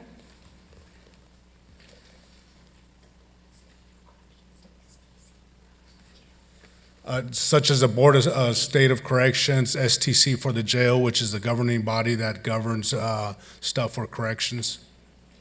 And I ask because I see that there's a overtime allocation here, and it threw me off the 700,000. So I didn't understand how it was linked. And so I'm hoping that staff can clarify. Those are various special events, such as the observatory that we have to staff. Okay, so it's overtime for special events. Yes. Okay.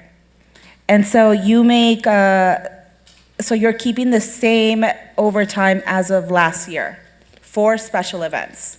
Yes, that's proposed based on the various events that these venues plan out.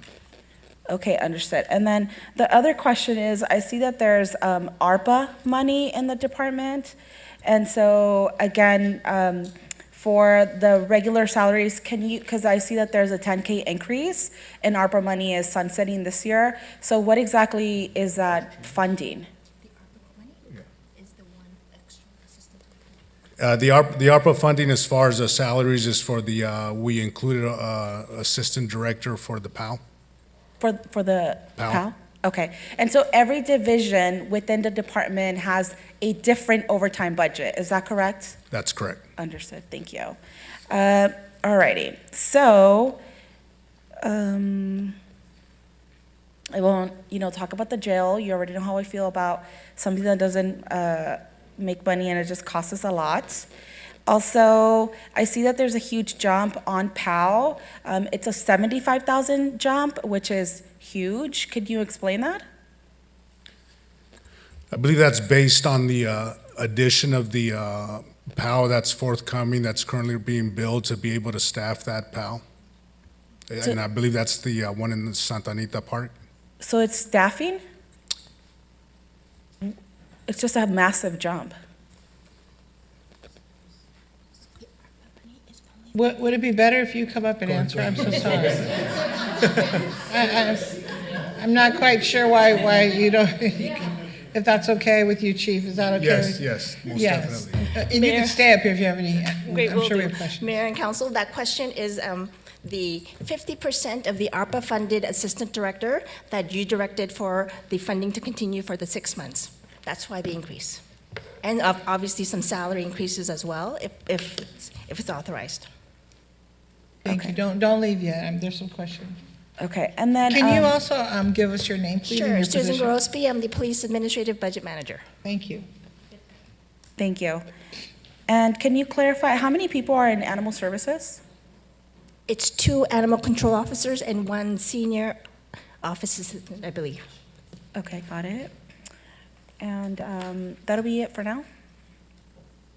I actually have a question since you're up here, so we don't have to call you back if you don't mind. I don't know if anybody else has a question for her.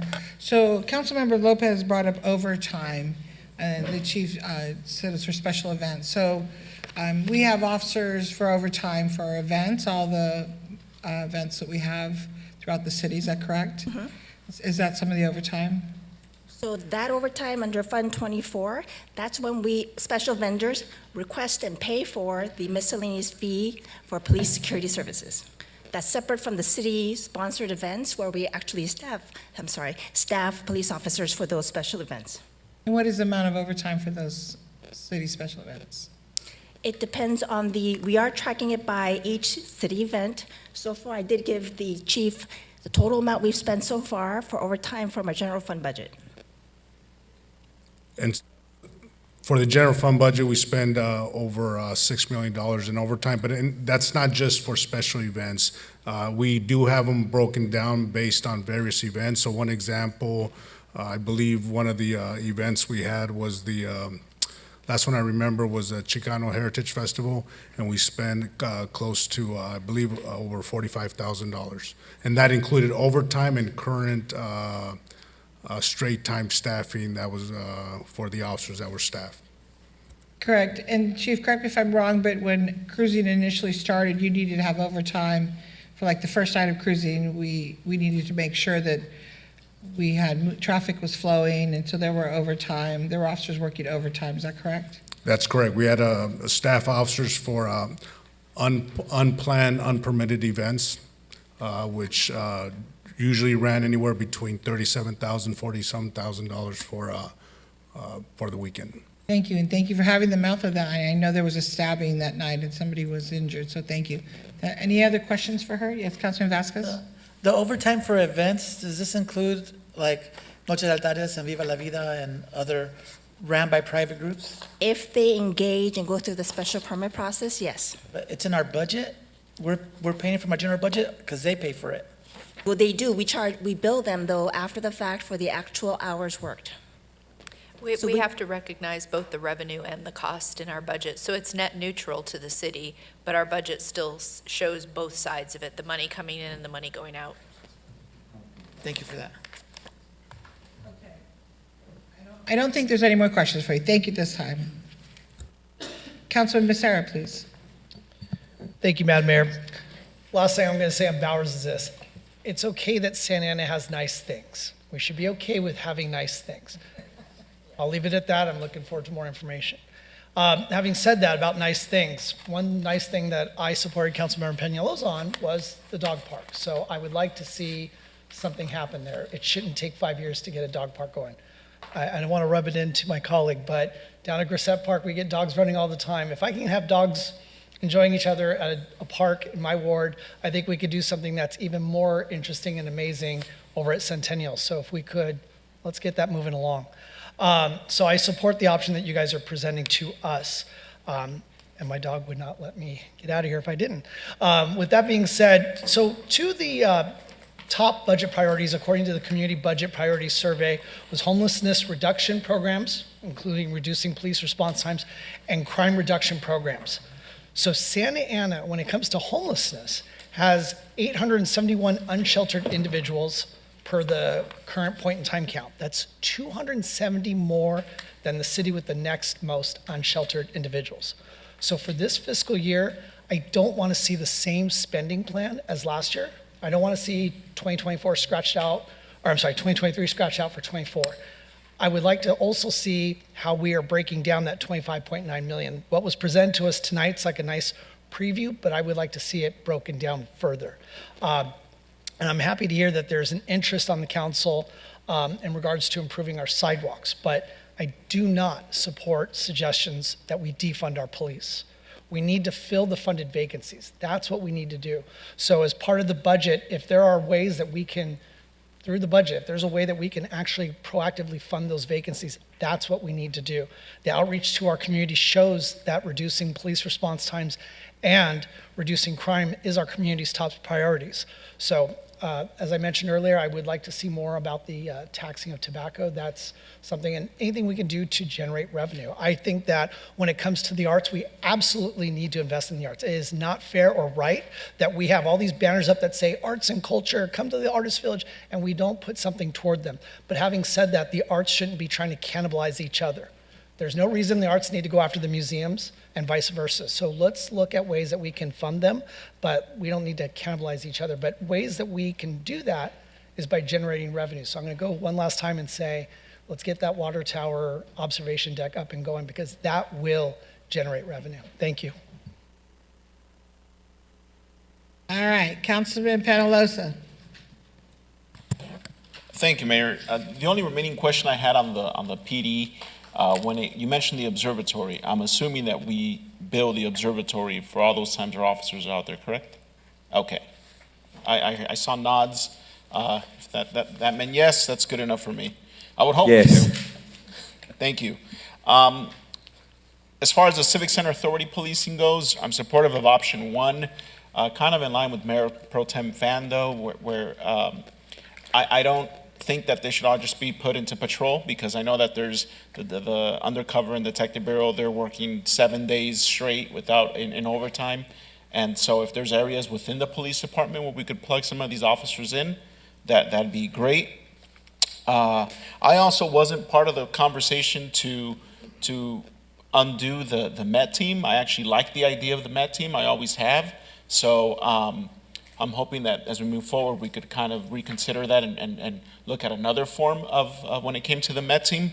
But that should have been a direction from the City Council in public, if that was the case, if people wanted that Met team removed.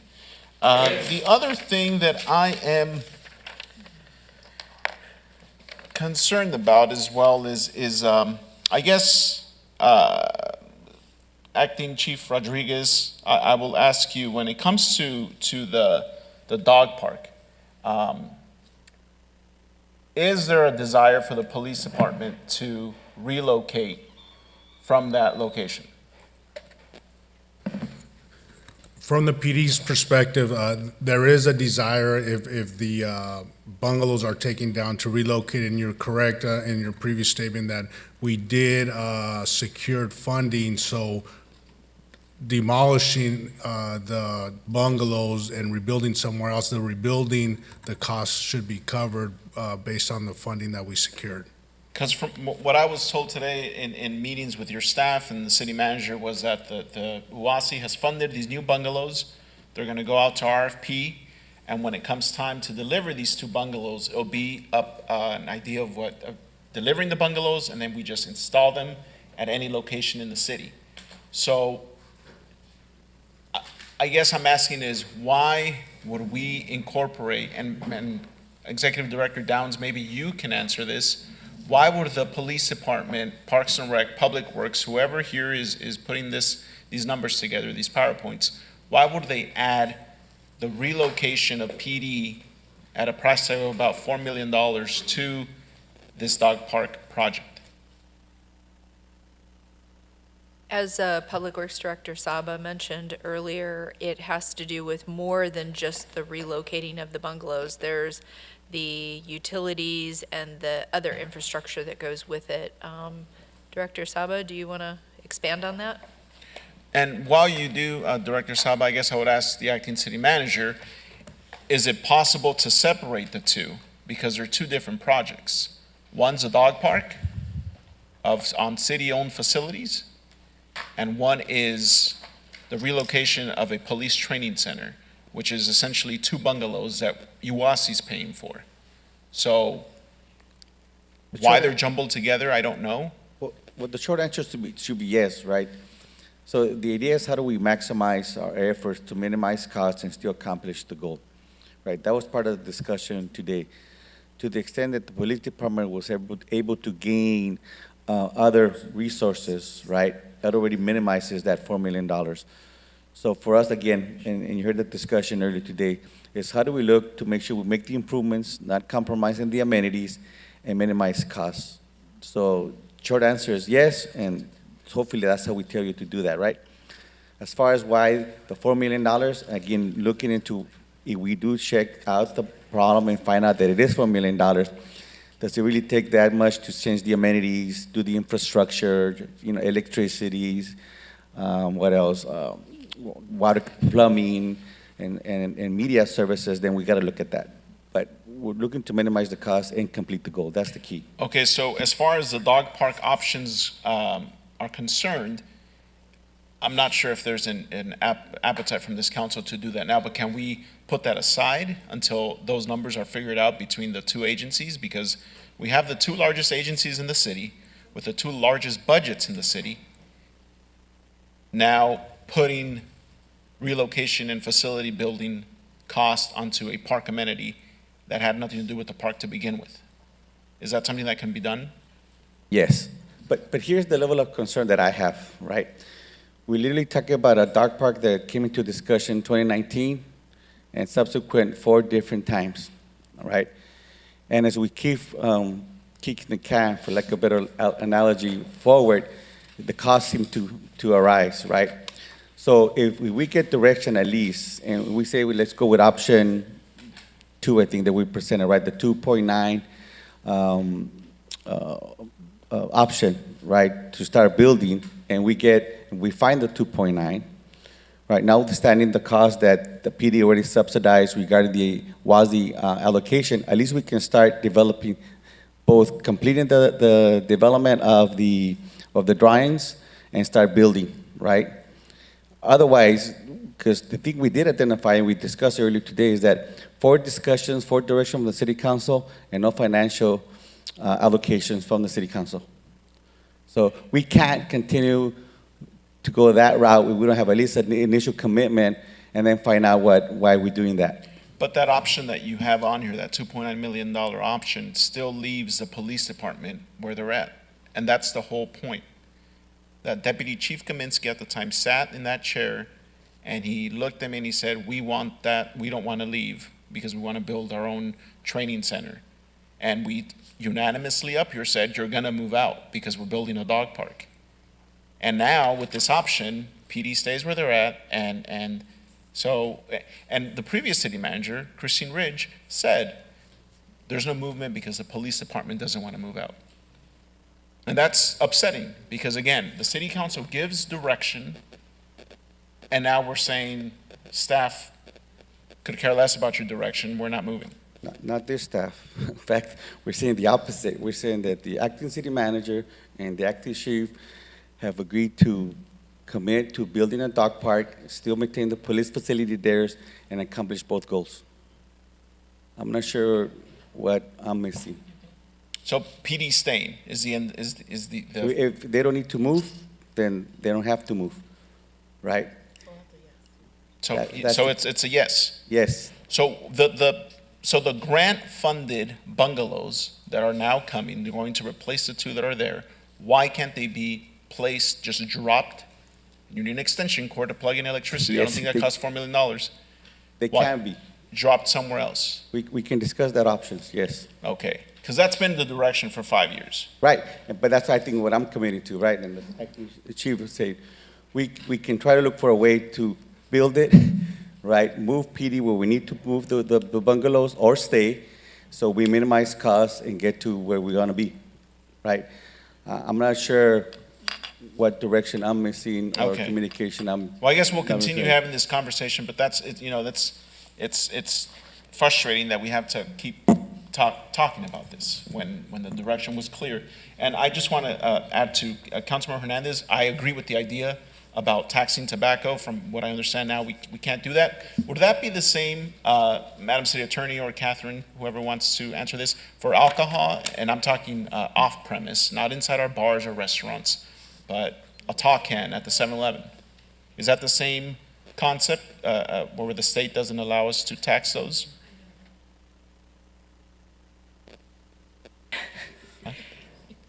I'm not certain that I know, but we could certainly look into that and bring it back to you for next time. I suspect we may be preempted, but we can take a look. Yeah, I would like to find out because, and I'm talking off-premise locations, and that means, your grocery stores, your 7-Elevens, where you would charge a tax, not in our restaurants, not in our little bars, or those would stay the same. Those would be on-premise locations for alcohol sales. So if we could find out, because I'd be very supportive of moving in that direction of putting a nominal tax on alcohol sales, that could help fund some of this, because a lot of the problems in our streets are caused by the alcohol sales. So that is it for now. Thank you.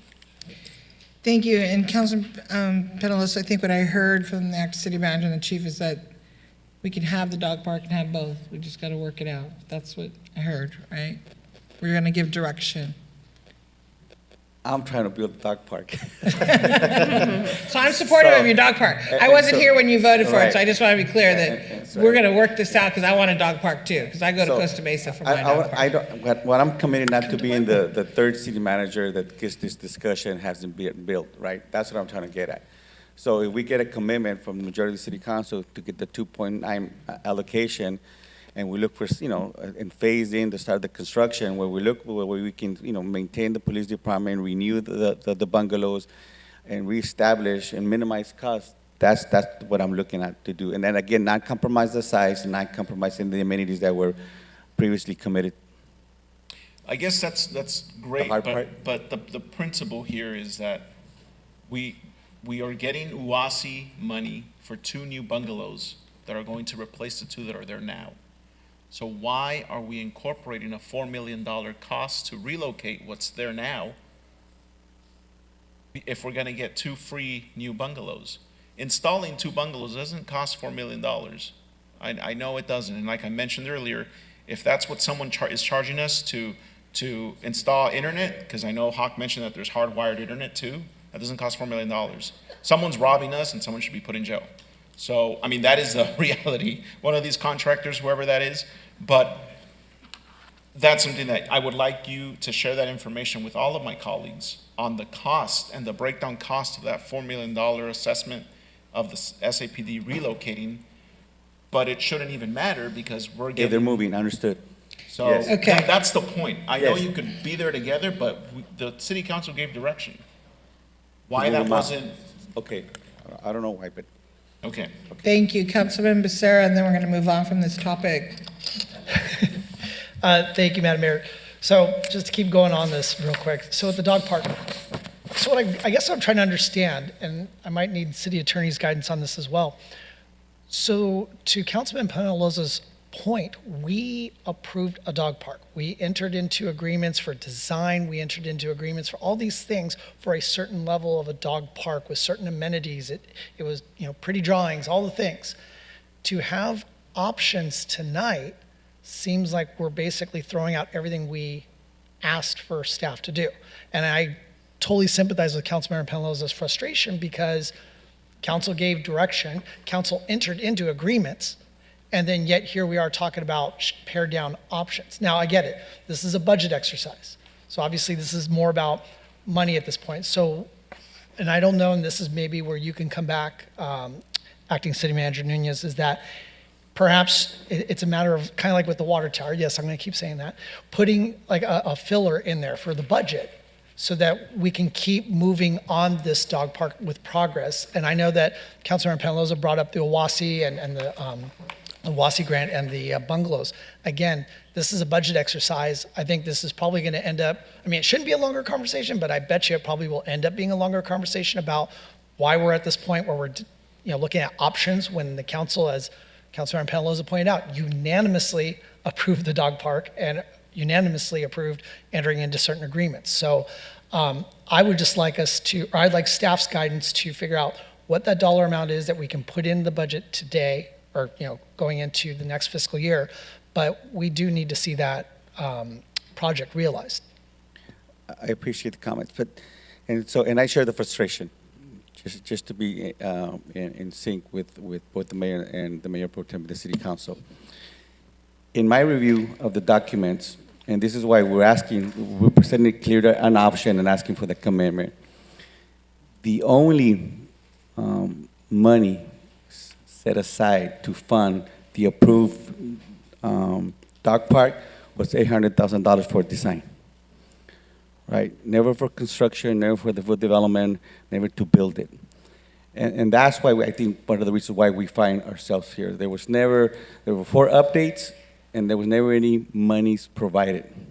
So I'm saying at this point, right, if I'm to begin construction, right, and again, not wanting to be one of the previous 2 city managers, right, not fulfilling the commandments or the wishes of the city council, then option B, the 2.9, allows me to start construction. Okay, no, and at this point, I mean, we can't correct the past. Right. So going forward, I mean, I just want to see us make progress. So there was unanimous support up here. Let's start getting that going. And the only other thing I have, Mayor, just real quick, and that is on the Civic Center Authority. Can somebody explain to me why the county dropped out of the MOU? Because they have a new facility with fence and cameras, and I think that they, from my understanding, they don't believe that the additional or the dedicated 7 officers are needed any longer for the Civic Center policing. Okay, great. Well, and as far as just from the options here, I would like to see those officers either return to patrol or wherever our acting chief feels that they'll be most effectively used. But yeah, their loss, our gain. Thank you. Mayor Pro Tem. Thank you, Mayor. First, with the dog park, I'm supportive of it. I'm sorry that staff had to go through the exercise of figuring out how to fund it. I mean, with Santa Anita, it took many years for it to get funded. I do see here that it said, we weren't able to get the state and federal earmarking and other grants. I know how sometimes those things fall through. I'm supportive of the original scope, but I do also see that it's really difficult to get that earmark, especially with the state budget deficit that we're going through and whatnot. I don't know if it matters that it's a dog park instead of a people park. That might be part of why we had difficulty getting grants. But with that in mind, I would support any option that would allow us to ultimately achieve the vision originally conceived by the prior council. And if it's possible, whether it's the option 2, right, to do that, or if it's option 1, I would be supportive of that, because I think that, I don't have a dog, but I'm sure if you do, you really want to bring them somewhere they can spend time together. And if it's something we can do in pieces, let's get it done. Because if we can get it done within this year or next year, we can come back in the future, maybe when the state is doing better, for us to really get that full vision completed. So that's my position on that. I do have a question for Director of Parks and Rec. So first, thank you so much for sharing the list of 24-25 major events with me. I have a question about Winter Village.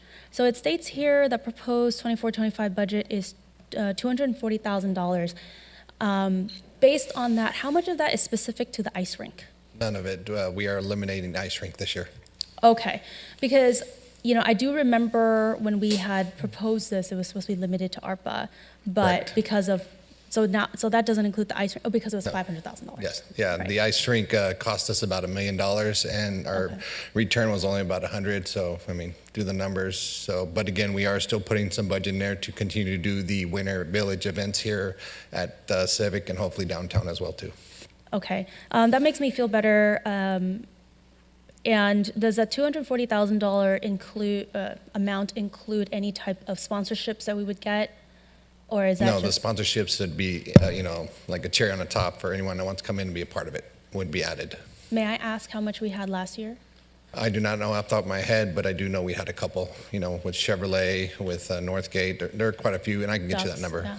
Hmm? So, and the reason why I ask is that is our second most expensive event after Fiestas Patrias, and Fiestas is incredible. Like, it's like going to Coachella, but I've never been to Coachella, so I can't say. But it's Winter Village. So, I'm looking at this list, and I know you guys have so much to do, and like, what can we do to cut these costs and move it over to any type of fiscal reserve or cost cutting for one-time events. So my proposal would be decreasing Winter Village events costs or backfilling what we can do with sponsorships rather than considering it a cherry on top.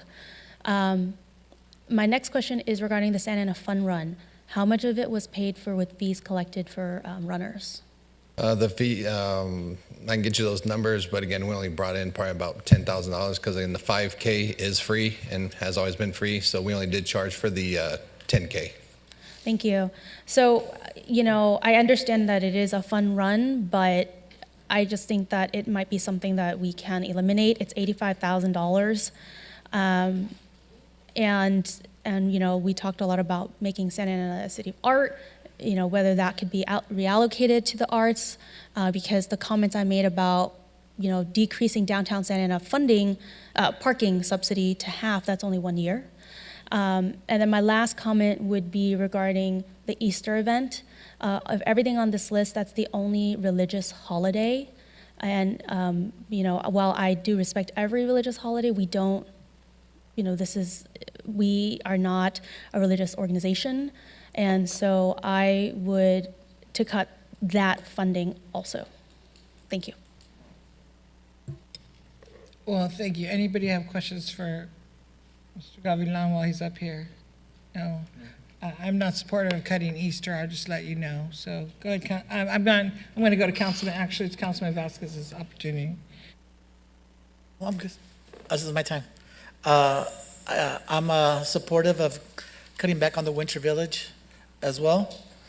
What I want to really enforce is we need pedestrian and traffic safety because we don't have crossing, or we're going to reduce crossing guards in Santa Ana. And crossing guards are only for elementary school children.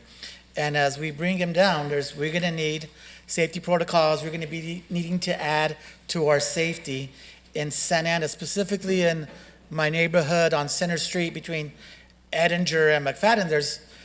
I can't get a speed bump because the buses go through there. And the measuring, there's not 80% people are speeding, yet you have Monta Vista, Jerome Park, Jerome Center, Corbin Center, Senior Center, Immaculate Heart of Mary, the new CTE school they had at Immaculate Heart of Mary, Diamond Elementary, a preschool across the way, Carr Elementary, the elementary behind Carr, Valley High School, and the church snugged in there. And it's very unsafe for families to be walking there. So I want raised crossing walks, not speed bumps, raised crossing guards. Now, folks may have issues because it slows down fire trucks. It slows them down by 3%. Yet, those raised crossing guards reduce pedestrian accidents by 47%. So 3 seconds for 47%. As a policymaker, I'm gonna go with that. As a policymaker, I'm like, let's save these kids walking since we don't have crossing guards out there. Also on Elder between Rate and Center, a raised crossing guard. We have multiple accidents. I get an email every month about accidents on Elder Street from cars racing down the street. Folks are asking me they need them on Pine, a raised crossing walk on Pine by Santa Ana High School. There's also Hedinger Elementary is there, and there's a lot of kids walking, and so I would want one is there as well. At Ed Carruthers, we didn't see a problem, but it kind of curves, the Rate Street kind of curves, and people have a hard time crossing crossing Rate Street to come over to skate. And they want a little blinking light like they do down by Townsend, right on Rate. So we need that safety that connects the neighborhood for those areas. And wherever else we're gonna need more traffic safety issues like what I'm recommending for the areas that I know in my ward. So I'm gonna go with those. I really wanna support the dog park, but I think priority might be to get a park at Washington Square.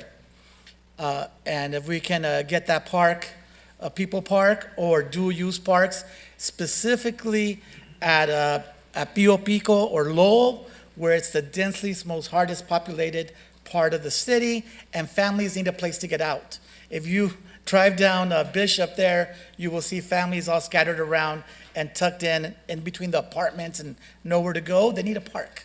Families need a place to go. So I would recommend prioritize dual-use parks and a park at Washington Square. Let's see, I do need damn, these kids call me all the time. Kids at Godinez want a bus stop at Godinez across on Fairview. So they're asking for a bus stop there, a bus stop with the cover, because there's a lot of sun coming in at them, and also by Lauren Grissett. So I get children calling me from Lauren Grissett and Godinez and Valley High School. I think they're good. They have a lot of trees in Greenville. So that's all I have for now. Thank you. We'll have to call OCTA for those bus stops. Councilmember Lopez, please. Okay, Parks, you're next. You want to come up? All right, so, well, off the top of my head, I just heard the Mayor Pro Tem comments about the events, and I do agree with we have to start saving money now. Like, we already know what the 5-year outlook is, the 10-year outlook, and we have to start making these very difficult decisions that the public is not going to be happy about, right? But people need to understand, if you're not going to be supportive of a tax, if you don't want a fee, there are things that the public has to give up, because we're paying our bills now, but that is not going to be the case in the near future. So to her point about cutting back on Easter, I would be supportive of that. Winter Village, we should completely just eliminate it, because the weather hasn't been on our side in the past Winter Village, right? It rained almost the entire month of December. So that means that we're paying for something and we're not getting a return at all, because the residents are not visiting the location. So in terms of events, there's a long list here. I love all of them, but we have to be realistic and we have to have the courage to make these decisions now. Additionally, can you please explain to me the special event permit? It's jumping from 500 to 5,000. I want to understand the proposed fiscal year 24-25. Can you explain that again? It's jumping from 500 to 5,000. So I'm just trying to understand, like, what is contributing to that jump? And I guess you can give it a little bit more. Well, it's in your budget. Are you looking at a revenue line item? Yeah. Yeah, I'm looking at the general fund. It's Right. page 126. Right, we're not proposing any increases for parks and recreation fees at this time. So if you're seeing a jump in the revenue, it's because we're re-estimating the revenue based on actual receipts. Okay. I think I'm a little confused because towards the end of the budget, and it's like page past 6, it's under the miscellaneous fee summaries, there are several pages that says existing fee, none, proposed fee, and then it has a structure. My understanding is that would fall under parks, right? Yeah, those are proposed fees, but we're not recommending any increases to existing fees. But there are a few recommendations to establish fees where there has been no fee before. Okay, I got that small detail. Thank you for that clarification. So for example, for the lawn bowling center, right now, there's no fee, you're saying? Correct. Yeah, like some lawn bowling center, adding some 7v7 soccer. We don't have fees like that, so we're putting them in there so we're able to charge for stuff like that. The lawn bowling, we're adding fees so people can come and use it as a rental venue. So you're saying that if anybody wants to come right now and ask to rent the lawn bowling center, there would be no fee? We have some similar fees that we use, but we are trying to put it in there so it's specifically for the lawn bowling center because of the renovation, the space, and as well, we're going to be adding lighting and a bunch of things so it can become a bigger venue, one of the city's first. I'm not really understanding your response to my question. Okay. Right now, if somebody wants to rent the lawn bowling center, would they be charged a fee? Right now, we don't have any specific fee for lawn bowling. We're basing it off of the existing fees we do have. That's why we're adding these fees. So they wouldn't be charged a fee? Well, we would have to charge a fee because then staff would be involved, so we do have So staff fees. they would get charged a fee? Yes. Okay, that's what I wanted to know, Okay. right? Because when I read here in the budget that there is no current fee, having just rented the lawn bowling center and the invoice was $130 or $80 for 2 hours, it confused me. So you can imagine right? Again. Right.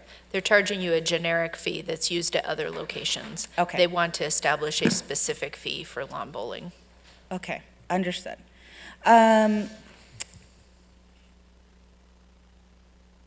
You know what, I'll leave it there for now. I'll come back. Thank you. Councilman Hernandez, please. Thank you, Madam Mayor.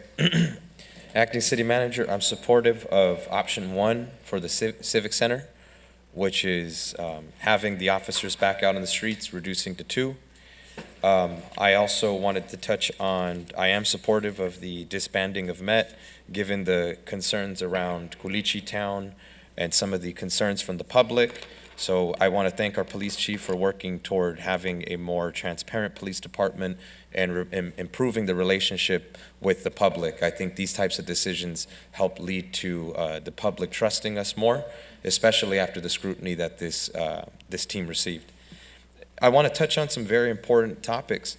The proposed budget that I brought forward for us to create equity across several departments is the city. That's not the city defunding police. Unfortunately, we have defunded our libraries and our parks over many decades. This is about creating equity across all of our departments, because each of them are as important as our fire, which is one department that was defunded. They're just as important as police. They should have a seat at the table, but we contract them out. I don't want to see us do that with our libraries or our parks. We need to fund these essential city services, and we need to respect these departments by giving them the resources they need. We need to respect the workforce of the city, and I think by creating equity for our departments, we do that. I am not in favor of us spending $14 million on grass for a dog park at the moment. I would like to see us take a more collaborative approach as to how we're absorbing those costs. Bless you. Maybe it's worth us looking at building a park for people and families, and then creating a patch of grass that is sizable with trees and benches, and really minimizing those costs and having a park for families and children, and adding a component, a shared space for dogs. Because I cannot get behind $14 million for a park for dogs. It's grass at the end of the day. I am not supportive of the parking.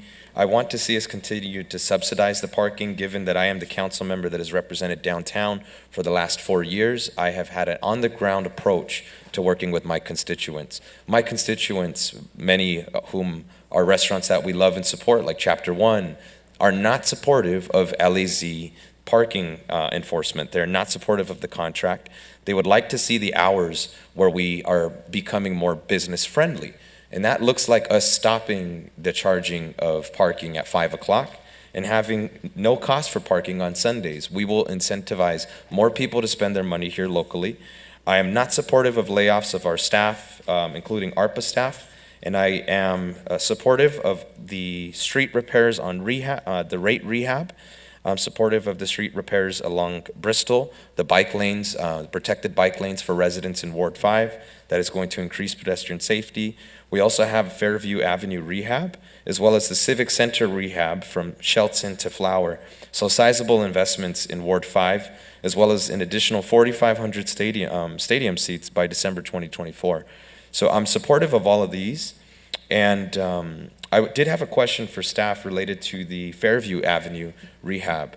So if somebody can give me some information on what the timeline that we project for this rehab is, and what does the Fairview rehab consist of?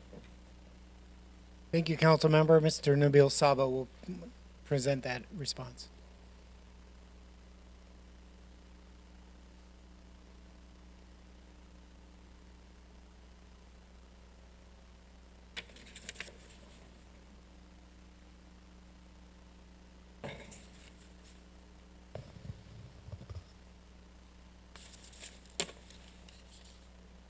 Good afternoon, Director Saber.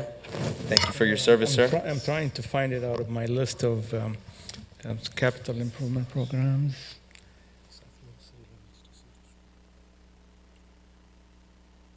Go ahead. So the Fairview Avenue rehab is from the south city limits to Seagram Street. and it includes the pavement or rehabilitation of the pavement throughout that stretch of the street. Wonderful, sir. And then will that be, can you give me the large intersections as to where it will begin and where it will end? It will start in Seagraston and going to all the way to the end, which is Sunflower. Wonderful. I know that's a corridor where it's very antiquated. You feel it on your tires. So I'm happy that a large corridor like that is getting the help it needs. I also see, and I'm very happy that you guys have the Bristol bike lanes so that the residents can be up to date on the installation of these bike lanes. Can you tell us the timeline as well as what intersections these bike lanes will extend Sure. to and from? This addition of funding to the Bristol Street is to augment what we have in terms of funding for the widening of Bristol, of that section from San Andrew to Warner. This funding will allow us to add the bike lane, and again, it augments what we already have for that project funding. Wonderful, sir. I'm really excited about the protected bike lanes. I also want to thank Public Works for installing a bus shelter, protected bus shelter at one of the largest used bus stops in the county, 17th and Bristol, the 57 bus route in front of Santa Ana College. Thank you. A lot of students and families are happy about that. I'm supportive of Councilmember Vasquez asking to see a bus stop in his district, so I'd love to see that bus shelter happen. Thank you for your responses, Director Saba. My final comments are I am supportive of Fiestas Patrias coming back to La Cuatro in downtown. I'm supportive of getting rid of the Winter Village in its entirety and that money going toward the arts to fill that gap for the Arts Master Plan. As the council member that advocated for the Winter Village, I take pride in bringing something to the downtown that helped bring families together amidst a challenging time in the pandemic. I think that time is now past. I think that the resources we've had allocated to the Winter Village can fill the gaps in the Arts Master Plan. We presently are funding it at $200,000. Take $800,000 from that Winter Village, plug it into the Arts Master Plan. That's economic development for downtown businesses, and that helps the Civic Center. So that's my final direction, and I thank our staff. I don't have any additional comments. Thank you, Councilman Hernandez. I want to agree with you on Fiesta Patrias. I think this council, the mayor, the council, we were all very clear months back that Fiesta Patrias would be back downtown. Mr. Acting City Manager, I think you were sitting here in the meeting, that we want to continue Fiesta Patrias. So I think we were pretty clear about that. So just to clarify, we are developing a plan where we have Fiestas Patrias in the downtown again for this upcoming year. Perfect. Thank you. I know the downtown business area will be very happy. I know, as Councilman Hernandez was talking about, they talk about that quite a bit. So I'm also in agreement regarding Sunday parking. I know we make money off of parking, but we've heard from many of the businesses, unlike the council, as the mayor, I hear from everybody throughout the city, but I spend time in the downtown. And I hear from the businesses all the time about parking, and so I'd really like to look at Sundays not being charged so that we can have people use our downtown area. And then on the day of the art walk, maybe that's also a day that we look at the first Saturday of the month that we're not charging for parking. It probably does bring us in some revenue, but would encourage people to come in knowing that they don't have to pay for parking. I bet you we'd have even more of a full house than we have now. So I want to cover just a couple of things. So seniors are 11% of the population of the city, and so we've had coffees with the mayor a couple times at the senior events. Thank you for all of the staff that joined me. And Nabil, you're very popular, right, because they want sidewalks. I know the councilman was talking about sidewalks, a couple people up here.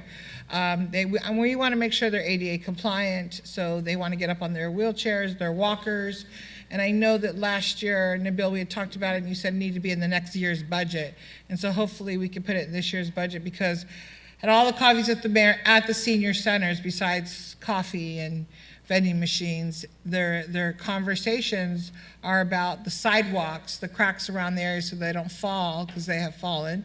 And I think Councilmember Hernandez talked about how much we pay off of that.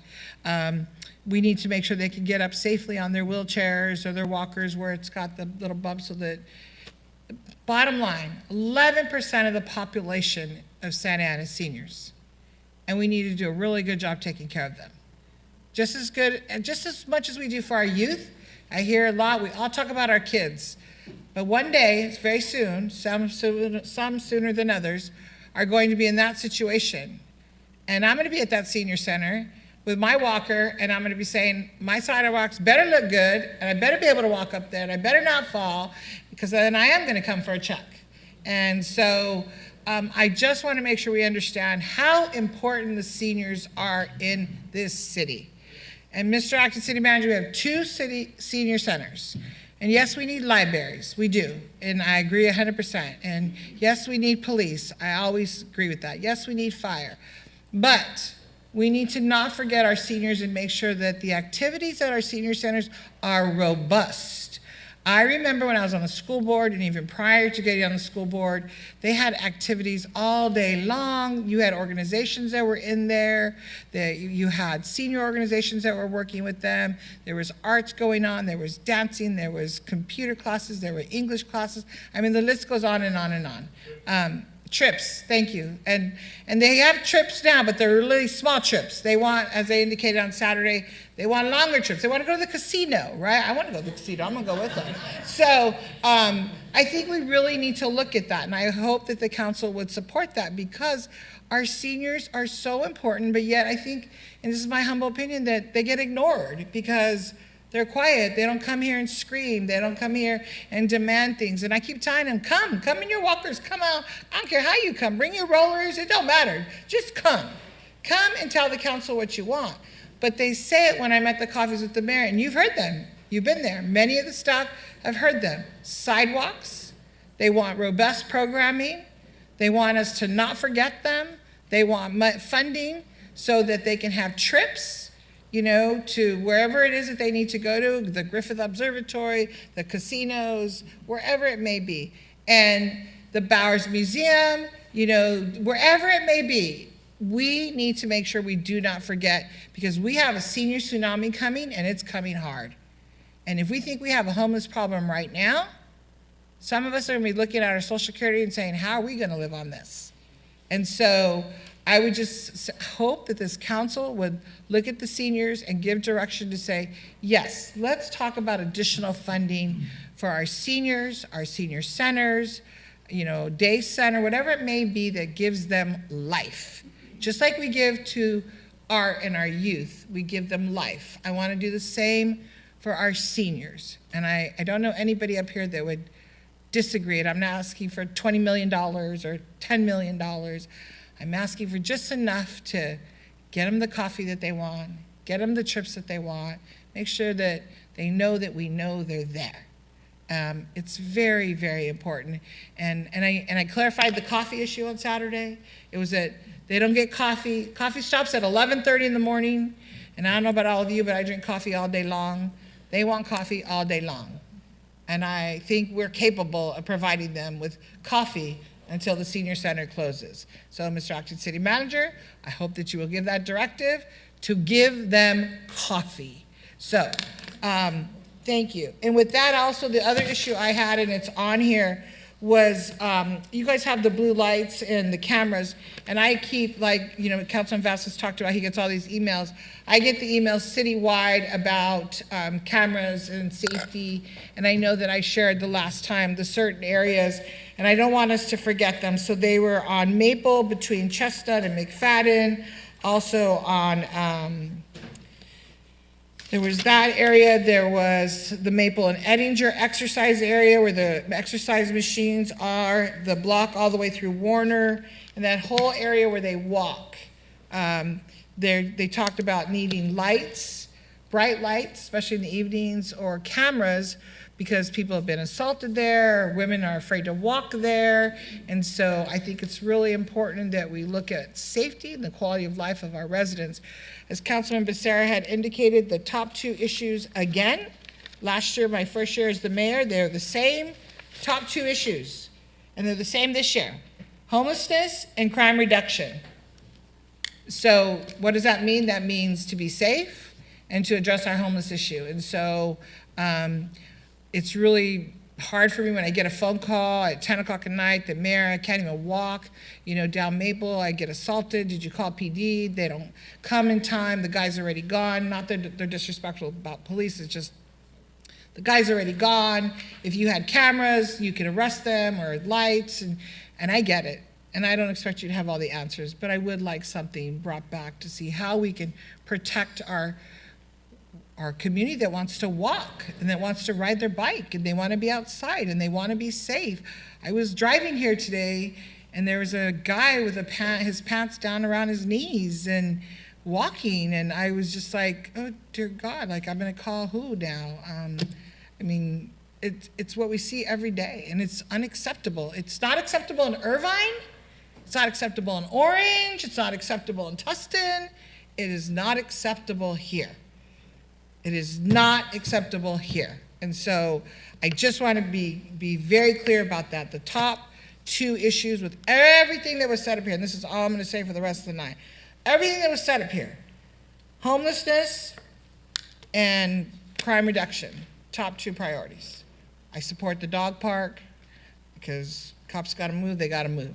I support eliminating certain programs. I support Councilman Vasquez's raising walks. But the bottom line is the homelessness and crime reduction. I don't know anybody that lives in this city that wants their children or their families watching somebody defecate on the sidewalk in front of them. So with that, let me call the next council person, and I'm done with my comments for the night. Just quickly, Mayor, to clarify on the blue lights, from the walking path, I'm assuming they're from Chestnut all the way to Delhi? Because you give different addresses and intersections. I did, I give it to you just because we picked have up. walking areas all throughout the city. Okay, so the ones we'll look at. If you'd like, I could go on a drive with you and show you around. No, just the one, no, I know where they're at too. But just to clarify, the ones you mentioned primarily seem to be from Chestnut all the way to Delhi. And Maple, Orange, Yes, that's what I'm talking Warner, about, all Maple, that that's area. Hobart, Orange, those are the intersections. Yeah, I went walking at night because they asked me to go. I thought I'd give it a shot, and shot is a good answer. No, I Right. did not walk it. Yeah. I got back in my car. Okay, just for Public Works Director, so it's literally from Chestnut all the way to the Delhi, you know what we're talking about, okay. And the seniors, please, let's not forget our seniors. Okay, Councilman Penalosa. Thank you, Mayor. This is in regards to Parks and Rec and all our city events, and then actually all the departments, actually.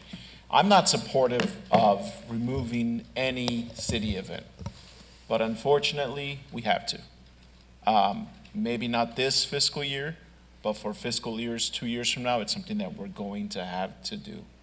And not just, and I'm not cutting them, not removing them, but temporary freeze. Let's freeze them for a year, see what that does and how much money that actually costs. And I'm not limiting, we don't have an Easter event, we have an egg hunt. And I've been to that event, there's no Easter reference anywhere. It's egg hunt and cultural celebration of across the board. So, and it's like, it's a resource fair. Call it a resource fair, Hawk. And then just have an egg hunt on the side, if that's what it takes. It is called our excellent adventure. But I would be supportive of, obviously not this year because it's already incorporated in the budget, but as we move forward on not having the egg hunt, not having TET, not having Juneteenth, 4th of July, Chicano Heritage, Fiestas Patrias. These are all events that I love and I'm very supportive of, and I have been for a long time. But as we look at this fiscal cliff, it's something that we're going to have to do. I don't know if it's polling the city to see which ones they want to keep, but that's over $1 million in events that we have every year, including the Public Works event that Director Saba is having soon, and I'm very excited about and I love. That's another event that has to go. Night Out with the Cup. I'm sorry, I'm supportive of it, but you know what? We're going to have an equal approach across all city events. That is the unfortunate reality. So that is what I'll say there. As far as back to the dog park, it's not, I'll just let my colleagues, the public first, it's not just a park for dogs. This park was never intended to be a park for dogs. The renderings that are available online, I've shared them on social media, OC Register put out an article about it. It has walking trails throughout the whole thing because we wanted it to be a people park as well. It has connection to the bike trail because we wanted it to have a place where people on the bike trail that are going from Anaheim to Huntington Beach on the bike could stop by and have a sip of water, stretch their legs. It has a training agility course for our canine dogs, both in PD and for anybody that wants to try to practice their training with their dogs. It has a hub that people could rent for a community space and have a seating, and it's a great space, and that's what we were trying to do, because it's not just about having a chained grassy area. If that was the case, then we would have been done with it. But it's supposed to be a central draw for many uses, not just dogs. And it doesn't come at a cost of $14 million. I know that that's not the truth. And I know that hopefully we could re-look at those numbers, incorporating the UASI funding for those 2 bungalows, because that should be incorporated in here, and seeing what that looks like. But trying to bundle the two, again, not appropriate. And it's not true either. It's not, we're not being faithful with the residents. Again, I'll say it, the parking, free parking in downtown Santa Ana, we're not supportive of it. I'm not supportive of it anymore because of the reality we're facing. And that is it. I will leave it with the Director Saba, if you could come up really quick, and Acting City Manager, if that's okay. In your capital improvement projects, and Councilmember Hernandez mentioned the protected bike lanes from Bristol Street to from Warner to St. Andrew. Yes. Along Bristol Street. Yes. Very supportive of protected bike lanes. You have that at a cost of $4,408,000 just for Warner to St. Andrew on Bristol Street. And it's right here. Give me 1 second, please.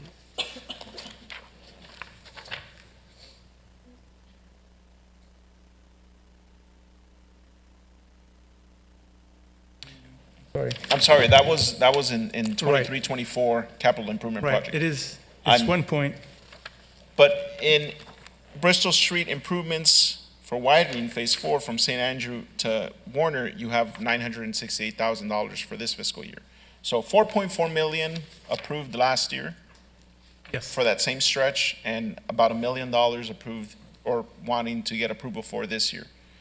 Where the $4.4 million that we approved last summer for the capital improvement project for this stretch, where is that money today? It's still in the project right now. It's in a bank account? Yes, I mean, we have the money. Well, the funds is there for us to use once we bid the project and go to construction. And when can we anticipate that to happen? The fall of this year. End of this year, I've been told by my city engineer that we would be bidding the San Andrew to Warner section of the widening. Okay, because in February of 2021, when we last had that meeting for this Bristol Street update, yes, you told me that winter quarter 2022 is when we were going to put out that project for bid. Correct. Okay. And what happens is we are waiting on Southern California Edison to finish their design so we can build it. And that has been the bottleneck on delivering this project. So we're very close in getting Edison to complete the design.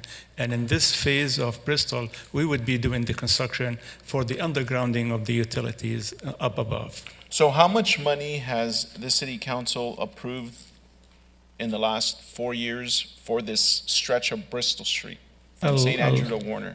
I'll have to defer to Rudy. And I'm asking those questions is because this is all the capital improvement projects that we approved last summer, right here. Yes. It's over $50 million in capital improvement projects that were approved last summer. Got it. That I would say maybe half haven't seen the light of day. So I'm asking, I guess my question is, where does this money stay in the meantime when we're now moving on and approving another $50 million in The funding stays in the project. So once we have the entire pot of money for these projects. Then we go to construction. We complete the design, then we go to construction. So the money is not gone. And what you see in the capital program here is what we allocate for this year. What you don't see is what funding is in the project from prior years. That's not in here. Okay, I think that would be important to add for transparency purposes, because here, I just grabbed one, there's nothing specific with this one, but FY 23-24, this is what we approved last year, and you have just a bunch of blank spaces for the next 5 years. Right. But we don't see, and you should show us the amounts that were approved and allocated in the previous years, so that we have a running total of how much we've approved for this project and why it hasn't been completed. Is that something that could be done? I agree with you. We've tried to do that, and we will work with finance on possibly finding a way to do it. Okay, because, and this is where it gets frustrating, because every year we approve and approve and approve these capital improvement projects, and then 3 years later, none of those capital improvement projects have seen the light of day, but we're asking now for additional $50 million for this different set of projects. Sure. And it comes back to Bristol Street. You know, I know that there's conversations of starting on Grand now. Why would we even want to start? We're not starting on Grand. In your 24-25 project that says Grand Avenue Rehab from Edinger to McFadden. Yes, that's rehabilitation of Grand, yes. That is what, I'm sorry? Rehabilitation, meaning we're not widening anything. But what I'm saying is, why are we now moving on to another street for whether it's rehab or widening? Sure. When there's hundreds of other streets throughout the city, whether it's Fairview or 17th or Standard or Warner, that haven't been completed. Sure. Thank you for the question. We can't wait for a project to finish so we can start another one. We have multiple projects. In fact, right now I can tell you we have over 50 active construction projects in the city. Projects that you approved previous years, they are under construction. We have about $150 million worth of construction right now in the city. So what you see, what you approve today, you will see materialize in the next year, maybe in 2 years, maybe less. So we are breaking grounds with quite a bit of projects right now. And to answer your question about Bristol, it's coming soon, and we're waiting on Edison to approve the plans, and I am more excited about it than you because I want to get it done, and I don't want, yeah. So you're saying that the projects that we approved previously we're now seeing materialize? Absolutely. So when can we expect the splash pads that we approved 4 years ago to open? It was about $7 million. I can tell you that the splash pads, and I know Mike is here, they are under design. We're almost done with 2 of them that are funded. And I can ask Mike to come up and give us an update. Councilmember Penalosa, after this, can we move on to the next speaker? It is 4 minutes over your time. That's fine. And then we'll come back to you. Thank you. Yes, good evening, Mayor Pro Tem, Council. Mike Ortiz, Deputy Director. The splash pads is a project that Public Works is overseeing for Parks and Rec, utilizing cannabis funds. And with the funding available, all of them are being designed, but we expect to advertise the first priority being Madison in the next month. And then the second priority is Thornton. We're also coordinating with Edison on that one. It's tough to give a strict timeline with Edison coordination, but it's the next priority, a few months away. And then the third priority is still at design phase. It's at Portola. And those were the top 3 priorities that we believe we have funding for. There are other locations that were approved for design. The designs will be complete and shelf ready, and when as they get closer, we have true costs of construction, because once we open bids on the first one, we'll have a better idea of what they cost. We'll be seeking construction funds for the remaining splash pads. Thank you for that.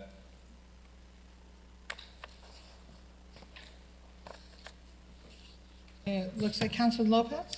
Yes, that was very informative. Thank you.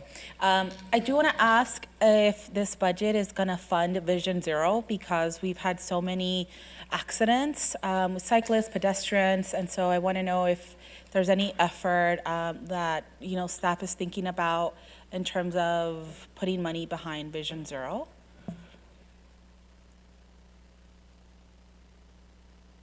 The Vision Zero plan has been completed, and you will see it coming to the council for approval next council meeting. Okay. Just looked at the staff report for you to approve it. Once it's approved, then that will give us the tools to start seeking grant funding for the improvement that the Vision Zero plan recommends. Okay, thank you. I appreciate that. Sure. And that's exciting to see that it's moving forward.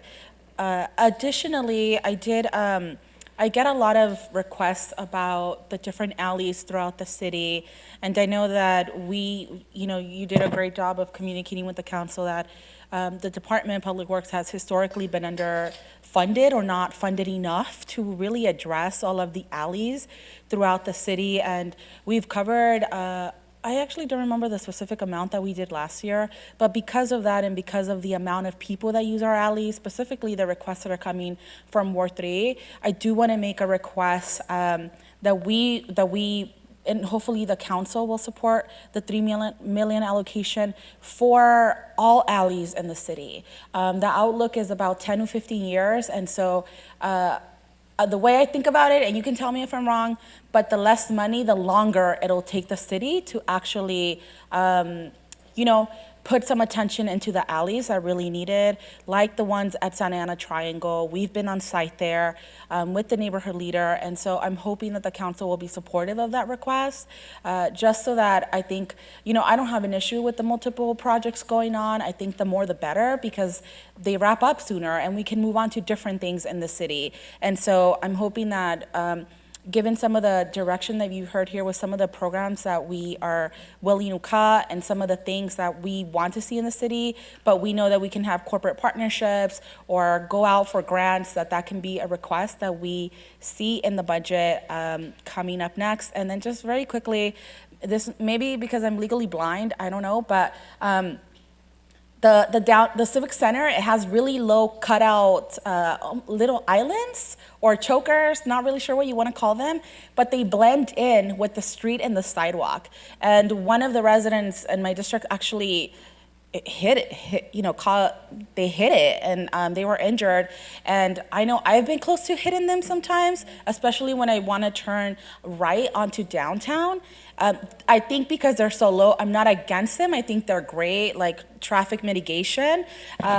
But is it possible that we maybe paint the very bottom of it like a bright color? The bike lanes are bright green, but something to pop out. Like, when you're gonna turn into downtown on, like, they're just like super low? So it sounds like you understand what she wants? Yes, we will, for that particular site, we need to check with OCTA, and if the project is delivered to us and it's called to go, good to go, we will look for options on how to make it more visible. Okay, thank you. I appreciate it. Sure. Okay, you done? Councilman Vasquez, please. Thank you so much, Mayor. So everyone up here has said they support increasing funds for arts and culture. And I'm in agreement with everybody here. Let's increase the budget to $700,000. I propose we take money from the Winter Village, and I'm in agreement with Councilmember Hernandez and the redistribution of funds from the Cannabis Public Benefit Fund. So we could get that in and support arts and culture in Santa Ana with from $200,000 to $700,000. I think it's very feasible. I want to support the mayor for funding seniors. I think it's amazing. It's great work, and I appreciate bringing it to light. My parents themselves are both seniors and have used the senior center, Southwest Senior Center, for classes and many things. They really enjoy it there, and I really think we need to support our seniors there as well. Me and the mayor have been going to Townsend Community Safety Committee, right? We've been doing a lot of work.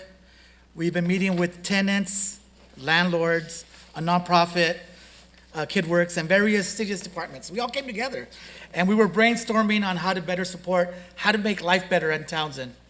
And we can keep having these meetings, but let's put some money aside and come up with a plan. So I'd like 100,000 to have a base model that Townsend could be for the rest of the city. How does community come together to benefit everybody else? We've been doing the work on Townsend, so let's finish it there and create a plan for Santa Ana to have a safer neighborhood there. And I think the whole staff has been doing great work, and the input has been amazing. Thank you for your leadership, Mayor, as well there. So I want 100,000 set aside for that. And my next thing I want to talk about is the homeless issue. We have a quality of life team, and I did a ride-along, and they were super professional, the whole staff, the city net, the police, everybody worked in conjunction and treated the people on the streets humanely. I really love that I went with them. What we need to do is retain the people that are trained because they want to leave, especially the city net folks who see this as they come in because they need a job, and they might want to be a therapist or something, but as soon as they find something, they're gone, or this is just rough work. So I want to see if we can keep those people with that experience, that we could have some kind of tenure step after however amount of years that they leave, because if they stay, what happens is we need what do we need, 20 or 40 connections with one person to get them out of the street? So if those people leave, the connection is broken, we got to start with somebody else to say that speed. So let's keep people on the street who are working in CityNet, maybe give them a bump in pay after a few years of experience to keep them on, to keep that relationship going, to keep that experience on the streets, to help us out with homelessness that the city so much needs. So I would like to see that coming, and I know I would like to see that for our officers as well, that work in that space. So that's all I got for now. Thank you. Thank you, Councilman Vasquez, and thank you for bringing up Townsend. I forgot about it, so I really appreciate you bringing that up. And Mr. City Manager, Acting City Manager, I think you've been with us to those meetings. If not, I know the chief has. We can allocate some funding. They can start a program down there and really start working with the families, possibly expand what Kids Work already has there, have a wellness center there, and do the good work that they do. So, and really tackle the needs there of the community. I think it would be great. They did it in Costa Mesa with Shalimar Street neighborhood, really made a huge difference in that city. They took over an apartment complex, the organization did, and the police department in a very positive, holistic way, and brought in organizations and the community, and crime rate went down in that area. I think, Chief, if you recall, Shalimar Street Gang was very active. It almost eliminated all of the activity because the program was so good. So it's something that we can definitely look at. So, okay, the final two speakers that we have at this point is Mayor Pro Tem and then Councilmember Lopez. I think we're about ready to wrap it up. But you have one more? Okay, go ahead and push your button, and then Mayor Pro Tem Fan's next, Councilmember Lopez, and then Councilman Hernandez, you push your button. Thank you. Hi, I know there's been a lot of comments about what else we have or want to have, and so I'm trying to find where we can get that money, right? And so my first comment was regarding the downtown parking subsidy. It's $1.66 million to allow free 1-hour parking in downtown Santa Ana. Can you clarify for me? It seemed like the money is from the general fund, whereas last year it was not, or it was from OCTA. Can you give me some of that background? No, it's from the general fund, both this last year and the proposed budget. Okay. Both. Thank you.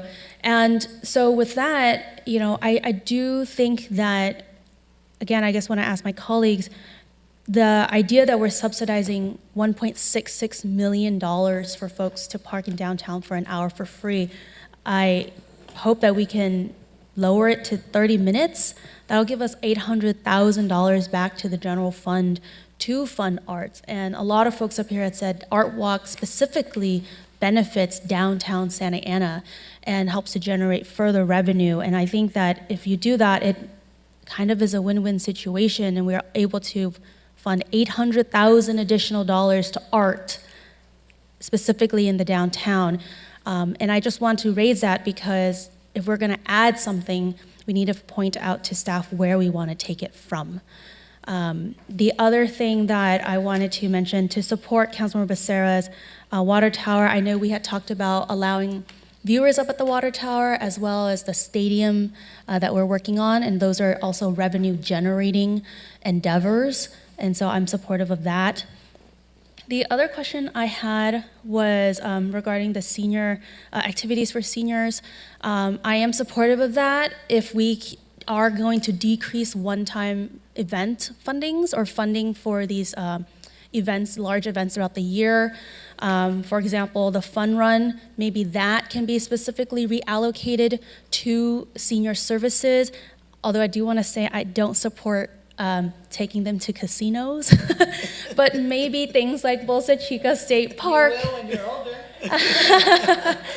But I do think that there are activities that are good for folks to be outside, to be in nature, to gather together, and that I think it was $45 or some odd $1,000 would be, in my opinion, potentially better used for senior services throughout the year or to help enhance it.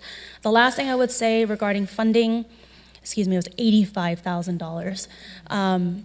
The last thing I would say is, we talk about providing additional programming, and I know Parks and Rec staff have worked really hard to create a sponsorship package and partnership package. I'd like us to see, for example, the dog park, maybe it's Petco's Dog Park in Santa Ana, maybe AARP sponsored senior events, maybe it's different types of Medicare health organizations, Ultimed, senior event days. I don't know, but I would really like to see that, because in order for for something, we have to point out where we're going to get that money, because the amount that you showed in the budget is like $200,000 for recurring expenditure, and I don't think that'll cover all the asks that we've had tonight. Thank you. Thank you. Councilmember Lopez, please. Thank you. So, Kat, I said that I would give you feedback on the opioid settlement, and so I think I finally have something to provide you. I'm supportive of, sharing the money with the detox centers. I don't think that all of it should leave our city, because the purpose of the money was really to help cities that have been impacted by these corporations, right, that have willfully known that they were doing bad things, and because of their greed for profits, they release these drugs into our communities. And so I really would like for us to think about how we're going to work with the school district, understanding that a lot of young people are exposed to drugs and, unfortunately, are addicted to opioids. So I think with this money, we can make a good partnership with them in terms of awareness. Can we pay for treatment for our own constituents, right? Because that is really the long-term, I think, goal for us here, getting our own constituents healthy. So that is an option that I hope the council will consider and support. And additionally, I think Denver, they've actually established a task force, and their website has many different options. So I would encourage the council to look at that and our staff to look at that to see what is going to be of best benefit to our community. And then I do have a request from staff, and speaking about, are we going to tax beer cans from stores, which I'm personally not a fan of, because we already have a sales tax, and I want something a little bit more long-term. What are the plots of land in the city that we do not gain any revenue from right now? I want to know, what are the businesses? What is it that is operating in the city that is not contributing to our tax base? I think we should all know here, and we should be able to make decisions moving forward, having that information before us. In terms of the exhibits that you presented, I will be supportive of Councilmember Becerra's increasing the license to sell pistols and revolvers. I really don't care what staff decides. I'm going to be supportive of the fee, PBA as well. I'm not supportive of the parking citation fee from PD. And I think also for the wireless small cell, you know, other cities like Tustin and Anaheim, they're at $5,000 and we're severely low. So I trust that staff is going to make a good decision on that to bring in revenue as well. And lastly, I think part of what we heard from our constituents through these surveys is, right, the need for affordable housing. And so we've been supportive of promoting homeownership opportunities, and that doesn't have to take away from the city investing in affordable housing, and recognize that that is still a need. Both ideas and both priorities can move on the same track with the same level of priority. You're the third city manager that I've worked with in my first term, and so I just wanted to say that in case you need to hear that from this body, right? Mike Garcia, I see that you're here, and so I'm saying that in case you need to hear that from me and this council, because that is going to be a priority that I continue to hear from my constituents that I'm not going to stop talking about. Thank you. Councilman Panalosa, then we're going to close out. Thank you, Mayor. Very supportive of the senior expansion, whatever that looks like. I was just thinking in my head, I was like, I'll drive a couple to the casino. That sounds like a fun time, if we're being honest. But I would say let's drive them where they'd like. If there's a dozen of them that want to go to Pachanga, well, shoot. You know, I see no harm in that. You know, that's we're here to make their lives happy.